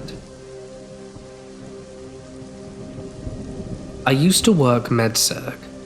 Sometimes when the ICU had room, they'll put some overflow patients down there, and we'll float down to take care of them. About 3 or 4 months ago, I floated down there. It was great because I only had to manage 3 patients, and I'm used to having 6 or 7. I hear some commotion and yelling down the hall, so I ran down there to see if the nurses needed help. I get to the room and see the nurse tech backed against the wall crying, and 3 ICU nurses trying to hold this man down, while a 4th gives him Altivan. Apparently he was withdrawing really bad from both alcohol and narcotics. I listened to him and realized what he was freaking out about. He was trying to sit up and scoot back, and he's screaming, "My legs, let go of my legs, you're burning me. Guys, it's trying to pull me off the bed and it's burning me." His legs were in soft restraints, and the nurse by his feet was trying to check to see what was wrong with them. But she wasn't pulling on them at all. But even when she wasn't touching his feet, he was screaming. Because someone wouldn't let go and they were burning him apparently. Almost like a demon was trying to pull him to hell. He died within about an hour and a half of that. I don't know why, but it scared me so badly that I thought I was going to puke for the rest of the night. My dad is a doctor. When he was a resident, he attended a woman who was in an ATV, the 4-wheeler type. It was a big accident. After a few surgeries, they managed to stabilize her. My dad didn't perform surgeries, he just assisted. A few days later, when he was doing routine checkups on her, she was awake and he came in the room. My dad asked her a few questions, and after a few of them she interrupted him, sat down on the bed and said, "You're a really good doctor. You've done what you can, but it's of no help. I'm going to die very soon." My dad claimed she looked very pale and said those words very calmly, and died a few hours after that. I have cared for many elderly residents passing away, but my favorite story was a sweet lady called Vi. She was very weak and just beginning the process of actively dying. We were trying to pull her nightgown up to make sure she was dry, but she started fighting us tooth and nail to keep her gown down, while she stared into space. She'd never given us any lick of trouble in the department, and she had no modesty issues with the staff. We waited a couple of minutes and tried again, but she kept looking at the ceiling and batting us away with her hand. She was stone deaf, so there was no point explaining ourselves. Finally, on our 3rd attempt, Vi motioned with her hand and shouted, "Not in front of the angels." We backed off for a while after that, and she passed away that same night. Years ago, my father worked security at a hospital. The only place he didn't like patrolling was the morgue. There really wasn't a whole lot going on in the morgue, but sometimes the dead people on the table or vault would get up, moan, fart, burp, and other things that dead bodies do. Even though my father knew there was no need to worry, it still startled him. Sometimes a hospital nearby would use the morgue if they had overruns, and also the local police department would use it. So one day my dad's at work. He's talking to a receptionist called Debbie, who is a large, middle-aged older woman, and seems to be in okay health. They're just chit-chatting, usual small talk, and she lets him know she's really not feeling good today, and that she hasn't felt good for the past few days. My father mentions to her that maybe she just needs to go home and rest. She's been working hard, and perhaps needs to take it easy for a while. As they're talking, she says, "No, this is a different kind of feeling," and that she genuinely feels really bad. So my father goes back at the end of his shift to check up on her and says he'll catch her on Monday because it's Friday and the weekend's coming up. Right as he was leaving the hospital though, he was overcome with a very uneasy feeling. So Monday comes in and she doesn't show up for work. Tuesday and Wednesday roll around and she still doesn't come in. So my father asked her co-workers about her, and they hadn't heard from her, so my father guesses she must be taking some time off. The week progresses and Friday comes around. While making his rounds, he has to inspect the morgue. As he goes in, he does a quick sweep, but his eyes are drawn to a fresh body laying on the slab in the middle. He casually shines his flashlight in the direction when his stomach drops. He sees the body of his co-worker lying there on the slab, dead. I was an EMT working the 4 a.m. to 4 p.m. shift. We pick up our rig and get told to post, hang out and wait for a call in a really crappy part of town. I parked behind this shopping center where all of the businesses had closed down due to the lack of people around the general area. It was a lot of trailer parks, really run-down apartments and whatnot, and I picked this place because the sun is going to rise in an hour or so, and my partner and I both wanted to take a nap, until a call came through that radioed to us. My partner has no problem sleeping while sitting straight up in front of the ambulance, but I absolutely can't do this. So I went in the back and lied down on the bench trying to nap. The thing about our old ambulance is that you couldn't open this side door from the inside, so I had to get out, go through the side door, not the very back double doors, and I lay down. I left the side door a little bit cracked open for when a call came in so that I could just jump out and respond. But about 5 minutes of me laying there, I hear my partner call me. "Hey dude, you're awake?" "Yeah, why?" "That person over there's been staring at us for a while." Across the street, there was a sidewalk along the side of a park. I could make out a faint shadow of a person. I knew it was someone because their cigarette butt flickered every time they took a puff. The street light was super dim, but I could tell that they were there, just staring at us. It was super weird, so we watched them for a bit, and after about 5 more minutes of us just watching, the person walks away. We joke about how weird people are, being up at 5 a.m. roaming around some sketchy park, and I lay back down and begin dozing off. I wake up to my partner yelling, "Holy crap, dude!" So I pop my head up into the front cabin. The person was standing about 20 feet from our ambulance, dressed in all black, just staring at him, eyes locked. I look at her face and I kid you not, she looked like the girl from The Ring. She had pitch black straight hair, wearing all black, very light skinned, and the street light made her look like she was as white as paper. My partner is absolutely terrified, as they've entered some sort of weird staring match, and I told him to hop over into the driver's seat and to get the hell out of there. He says that he couldn't. He's too scared to move. Crap. I guess I have to squeeze back from the back through this little space to get into the driver's seat. I jump up and try and get back into the front cabin.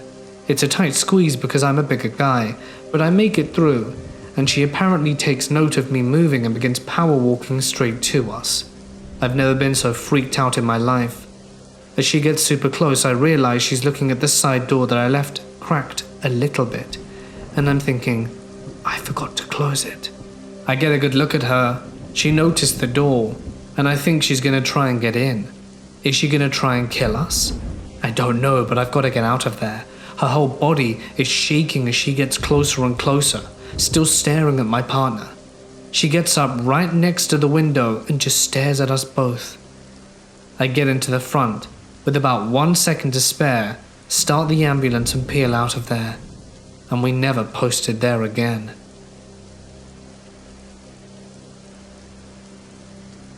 We live in a very old house, and I have lived here since I was 4.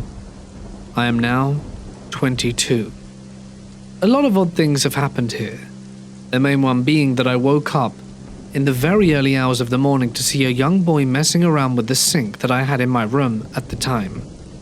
He wasn't looking at me, and he seemed almost not there, but I could see him.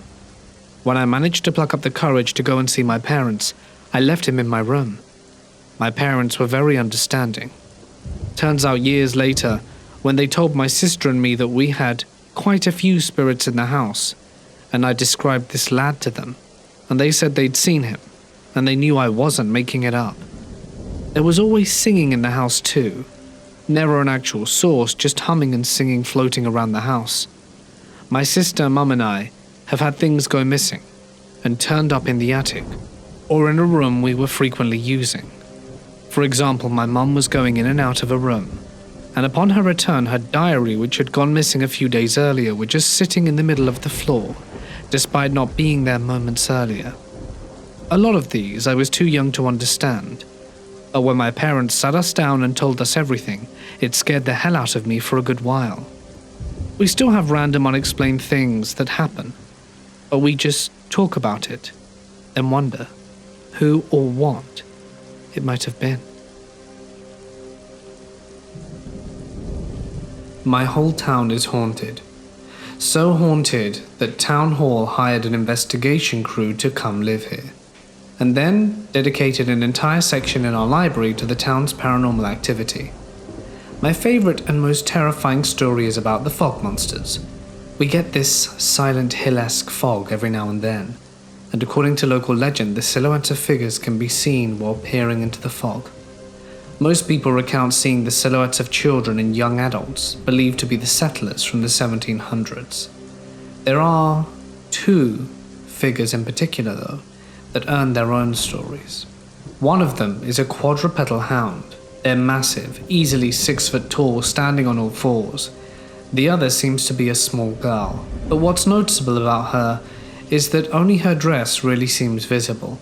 Like you can make out her shape and outline just fine by looking directly at her limbs or face, seemingly makes them disappear while the floating dress stays. Although these figures seem dangerous, there hasn't been any reports of them actually hurting people. In my experience, they actually led me home when I was lost one day.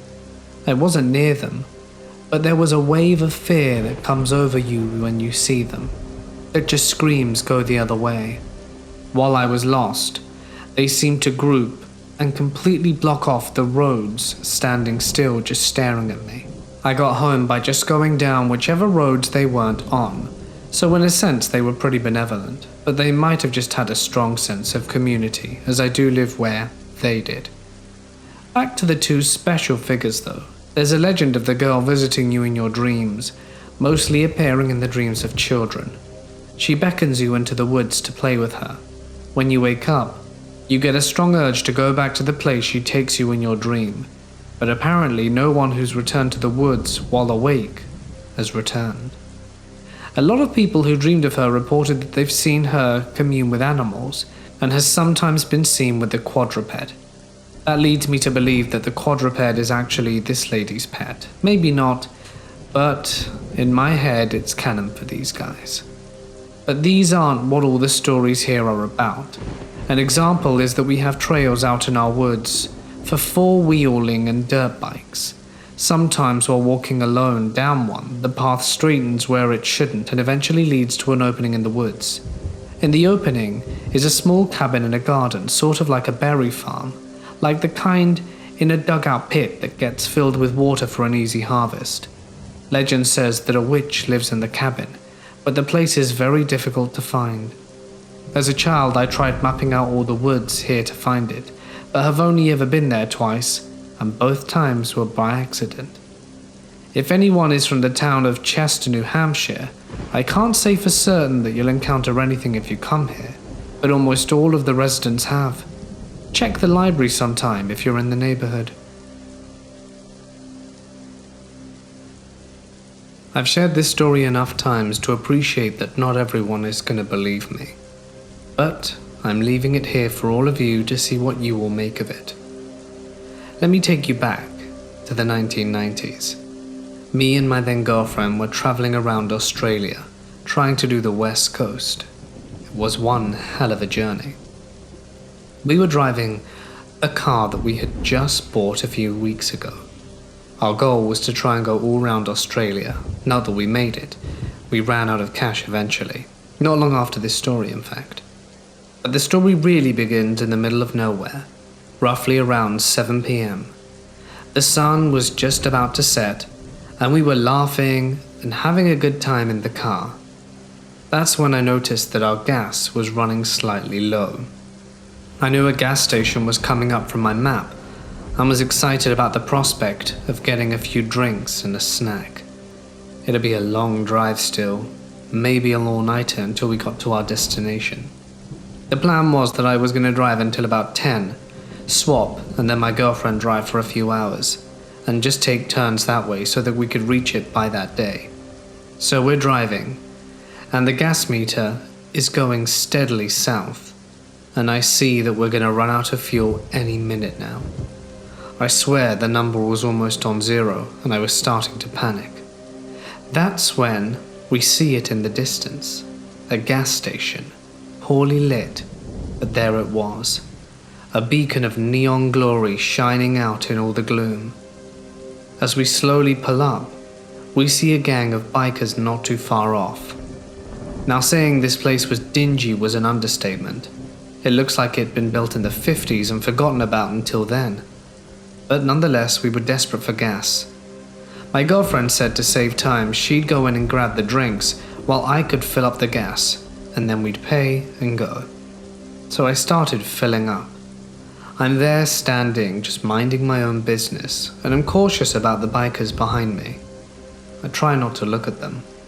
But just to make sure that one wasn't approaching me, I have a quick look around, make it casual and nonchalant.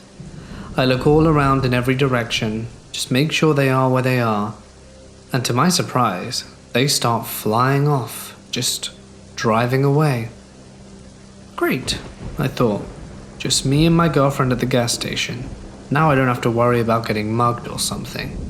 Not that I have a problem with bikers, but we had been mugged a few days earlier, so, it was on my mind. My girlfriend comes back a few minutes later, says she's paid and we're about ready to leave. But then she blurts out that she has to pee. So there I go, waiting in the car for her to pee. She goes to the restroom, and I'm waiting for about 5 minutes, getting bored, tapping my thumbs on the dashboard. I'm thinking, what the hell? Why is it taking so long? Maybe the peep turned to a poop. 10 minutes later, I'm really bored now. Remember that we really wanted to make it to our next destination by morning, and these small time wastes were really getting on my nerves. So I close the car door and don't lock it because there's no one around and we are in the middle of nowhere, and start making my way towards the shack where my girlfriend was allegedly peeing. I call out to my girlfriend, "Sharon, you okay, honey?" I get no reply. I start to get concerned. Did something happen? Now, these stalls were literally just like saloon doors, and I could easily just look over the top if I jumped. Knowing that there was no one there and I wouldn't be disrespecting anyone else's privacy, I quickly did a little jump to see if she was on the stall. And she wasn't. That was the designated female restroom. Finding it a bit weird that she wouldn't hear me or reply, I jumped up at the male restroom and she was gone. Then a thought crossed my mind. Did the bikers take my girlfriend? I just about crapped myself, thinking that's maybe why they went off in a hurry. No, it couldn't be. She came back after they'd left, I told myself. But I was starting to doubt. What the hell was going on here? I busted the door open, and she wasn't in either of them. They weren't locked. I walked all around the small shack and she wasn't behind it either. It was dark by now, and I couldn't see into the vast expanse of emptiness surrounding us. So I called out, "Sharon, honey?" Of course, I was met with pure silence. So I walk around the convenience store part shouting and seeing if she's there, when my last thought is that maybe there's an additional restroom within there. So I calm down a little bit, open the door and go speak to the cashier and ask if there was a restroom inside. He gives me a brief nod to where I had just come from, the restrooms outside, and I explained that my girlfriend had just come in here and bought some stuff and paid for the gas. Where was she? The guy shrugged his shoulders. He couldn't have cared less. I asked if there was a toilet in here and he said there was, but it was staff only. Thinking to myself that maybe she just ignored the sign, I walked up to the staff-only restroom and just knocked on the door. "Sharon, are you okay?" There was no reply. That's when I looked down at the handle. It was green, meaning not locked. I pulled down the handle slowly, but she wasn't inside. At this point, I was really starting to get concerned. I didn't have a phone back then, they were rare, and I thought I needed to call the cops. I didn't know what to do. Was she playing a prank on me? So I looked underneath the car and looked everywhere I thought she could possibly be, and by this point I was freaking out. So I asked the guy if there was a payphone, and there wasn't. He told me that if I wanted a phone, I'd have to drive to the nearest town a good 20 minutes away. Crap, I thought. But what if Sharon comes back? I don't even know where she's gone. If the toilets were so dirty, would she really have traveled all the way in the darkness to a field to pee or something? My mind was losing it with concern. I was genuinely getting scared. But thinking that I didn't have another choice, after about 20 minutes of waiting, I jumped on my car and started the drive. I drove for about 5 minutes before I saw Sharon on the road. I pulled over immediately and shouted to her, asking her what the hell she was doing. She gave me the most funny look and said, "You're not going to believe me if I told you." She said that she was peeing in the little stall and came out, but when she left the stall, there was nothing there. No gas station, no anything. Most of all, I was gone in the car.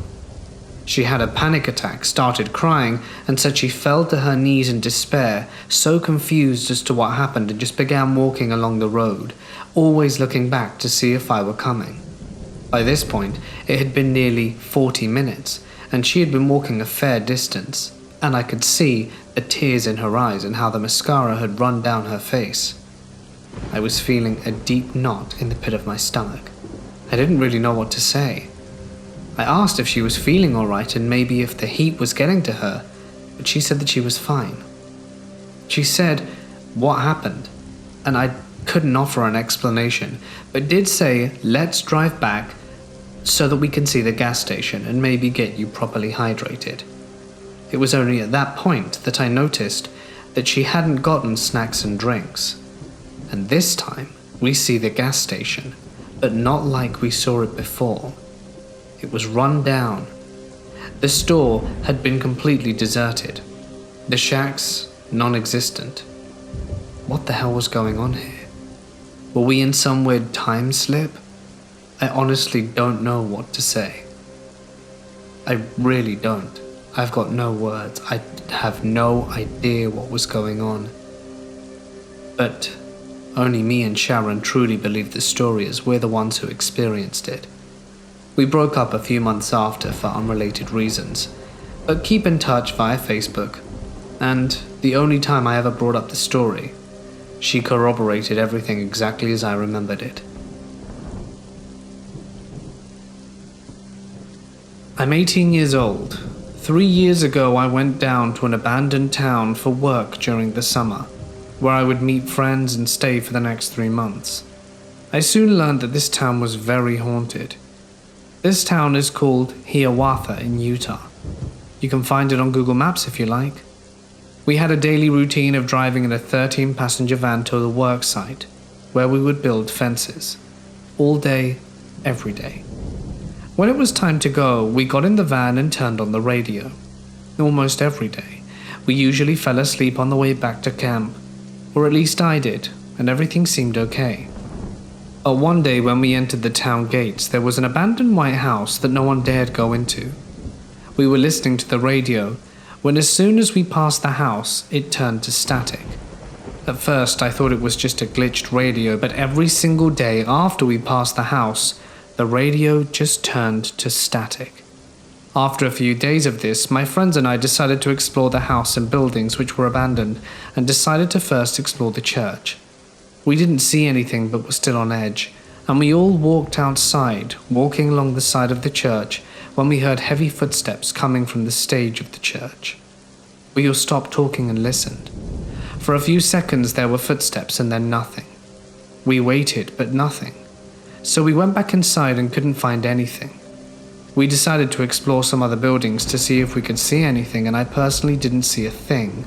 But my friends claim that when we went down the mechanical elevator shaft, they could see a figure. They even pointed at it for me so that I could see it but didn't see a thing. We all had an incredibly eerie feeling the time that we were inside those buildings. We got the courage to do Charlie Charlie in the elevator shaft, but when we tried to ask it questions, the pencil just fell off the other. And when we went down the elevator shaft, usually it would go down slowly to the basement, but this time it flew down and smashed something under us. We could tell there was something under us because it couldn't go all the way down. It was a very creepy place. I don't know who or what haunts the town, but it gives me chills thinking about it to this day. My first job was at a skilled nursing facility. I usually worked day shift, but I had picked up night shift because they were so short-staffed. We only had a handful of people working at night, so it was pretty quiet. I'm sitting at the far end of the nurse's station, which is at the end of the back hallway. I hear a call light go off, and I remember thinking it was strange because the resident who lived in the room had end-stage dementia and didn't move much. I go to the room, and the blinds were moving, and the patient looked like she was sleeping. I called her name, and she didn't respond, which was her baseline. But then I put my hand on her shoulder, and she was dead cold. I turned the call light off and turned the light on. She had passed, and from the coolness of her skin and stiffness, I think it had been a while. I then went to find a CNA to help with her. I also figured the blinds were moving because of our old heater that sat under the blinds. I go back to my desk and check the chart for funeral information and such, and the call light goes off again. At this point I thought maybe a CNA was calling me to the room, so I walked back up down to the hallway to look for them. I then cancelled the call light from the nurse's station. There was no one around except for sleeping residents. I went to the nurse's station, where one of our CNAs was sitting reading a book. I told her what happened, and she said she had been there the whole time. We head back down the hallway to find the light going off again and the door shut. Maybe I had shut the door, and maybe the heater was moving the curtains, but I'll never quite understand the call light. I truly believe she was letting us know that her soul was free from her body, and that she wanted to say goodbye to us. She was a long-term resident who never had visitors, and I truly think we were all she had in the end. Nothing ever spooky happened in the room again, or at least not for the following year that I was there. I'm usually a pretty jumpy person when it comes to supernatural stories and such, but for some strange reason I wasn't scared at all. It was like a peaceful goodbye. I don't know how else to explain it. When I was in high school, I got the flu very badly. I had such a high fever the doctors were worried about seizures and/or brain damage.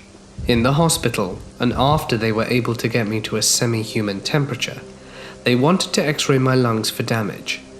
I went to walk to radiology, but my doctor saw me, panicked, and said I should not be standing, let alone walking. So they plop me in a wheelchair and roll me down.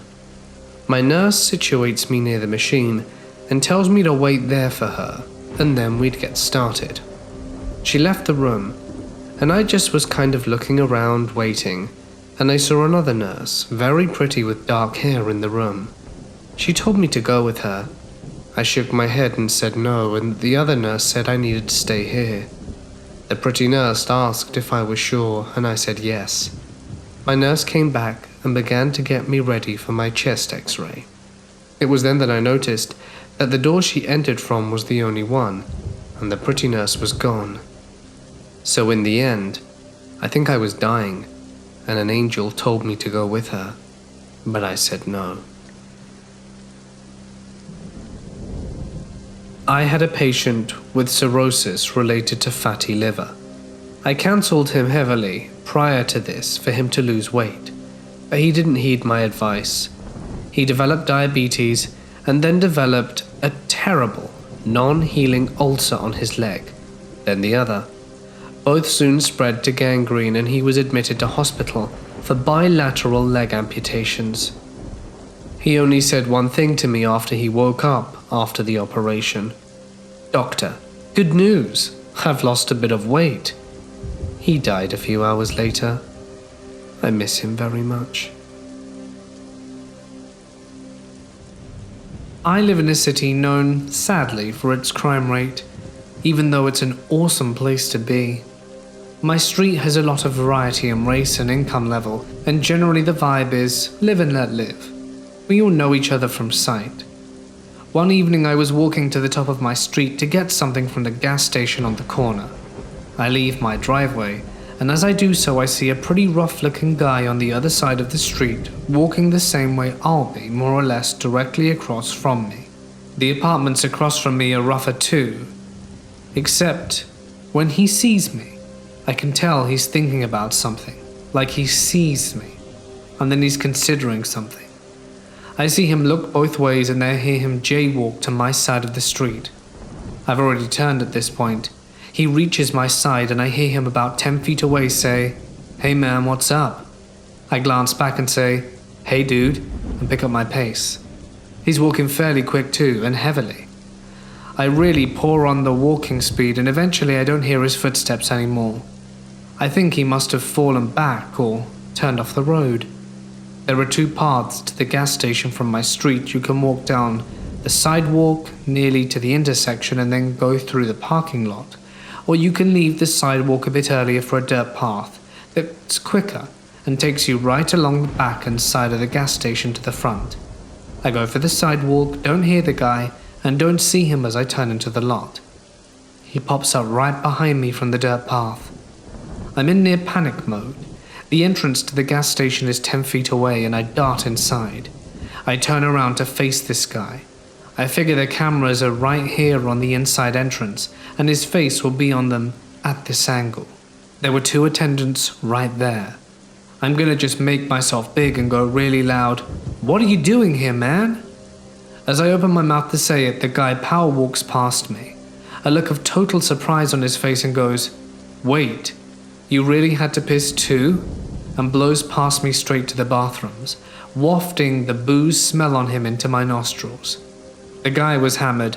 He'd been trying to cross the street for a while already. The mental math I watched him do before crossing was, "Oh man, this dude's gonna think I'm gonna try and jump in. What can I do? I know. I'll say something when I'm behind him so he knows I'm not sneaking up on him." And he was probably relieved when he took the dirt path and I didn't, thinking he wouldn't run into me again. I lived in a haunted house for over 2 decades. The house was built in the early 1700s. It was a beautiful, rambling old house with a big garden, outbuildings, 5 bedrooms and working fireplaces. My parents, my 3 siblings and I were overjoyed to be moving into this spacious house after living in a cramped 2.5 bedroom terrace with no garden. My parents had bought the house for an incredibly low price, even for the 90s. It was cheap. I do wonder now if it was something to do with the hauntings. It wasn't before long that we realized we weren't the only residents. A few days after we moved in, my mum was downstairs in the long hallway, which ran the length of the house from the front door to the kitchen, past the wide old staircase, as she watched this form of a shadow that seemed to be dressed in Jacobean clothing based on the silhouette, walk along the wall and then disappear into the wall by the stairs, as if he had walked through a door that wasn't there. But that was only the start. We quickly got used to seeing and hearing things that weren't there. We'd constantly see black shapes swiftly moving out of the corner of our eyes. When we turned to look, there'd be no one there. Late at night, after everyone had gone to bed, we would often hear voices talking softly at the base of the stairs. It sounded like 3 or 4 men murmuring to each other, like a group of people planning something. But if we went to the stairs to listen, the voices abruptly stopped. Now bear in mind, this was a detached house with thick, solid walls, and only a quiet couple for neighbors. We called the voices the murmuring men, and grew quite fond of them. My brother liked to stay up late and play video games in his room, between the hours of 2 to 4 a.m. He would often see a woman standing in his bedroom. She was wearing an apron over a Victorian dress. He told us about it, and we all agreed it was weird. Later, when we were having the house renovated, we discovered old servant bells in his room. So perhaps she had been a servant and was checking the young master to see if he wanted anything. As well as seeing and hearing things, there were other indications that we weren't alone. Things would go missing, like objects you'd swear you'd left on the side. We'd all look high and low with no sign of whatever it was, then later that same object would turn up in an incredibly unlikely place, like on top of a wardrobe or somewhere that had already been searched. We even joked that the house had taken it, and sometimes exasperated, my mum would yell, "Come on, house, this isn't funny, give it back," which usually resulted in it showing up a day or so later. But despite these ghostly goings-on, it was a very cozy home. Everyone who visited it noted how welcoming and open the house felt. After my parents divorced, that changed. My mother continued to live in the house with us kids and made some adjustments so that she could put it on the market. I don't know if that alone shook the spirits up, or whether it was because we were all sad and depressed following the divorce, and those emotions were feeding things, but the atmosphere in the house changed completely. It grew heavy and depressive. You would feel like someone was watching you in the hallway, and none of us kids would go upstairs at night alone. We'd wait and go together. You just did not want to be alone in the hallway or on the stairs. That feeling that something was right behind you was so intense. My sister had to go downstairs alone at one point, and she was walking back to the stairs and heard booted footsteps walking behind her. She shut her eyes and ran back upstairs as quickly as she could. One afternoon, I was in my room reading, and I suddenly heard a woman sobbing loudly. She sounded like her heart was broken. I thought it must be my mom or perhaps my sister, so I ran out onto the landing and called out, "Mum? Sis? What is it?" There was no one there. The noise stopped. I ran downstairs and my mum and sister were sitting, chatting happily in the kitchen. They were fine. They hadn't heard a thing. 6 months later, my brother and sister heard the same woman crying, and my brother thought he'd seen what looked like a swish of dark blue skirt on the landing, but he couldn't be sure. My mum came upstairs one night to her bedroom and found every item on her dressing table had been pushed to the floor as if someone had swept it off. We'd all been downstairs, and her window was closed. Finally, late one evening, my sister was doing the washing up in the kitchen. The sink was in front of a large swash window. The glass in the windows is old. I don't know if it's as old as the house, but it's thick and very wavy and distorts the reflection in them. As she was washing up, she felt the presence of someone in the room with her, someone taller than her standing behind her.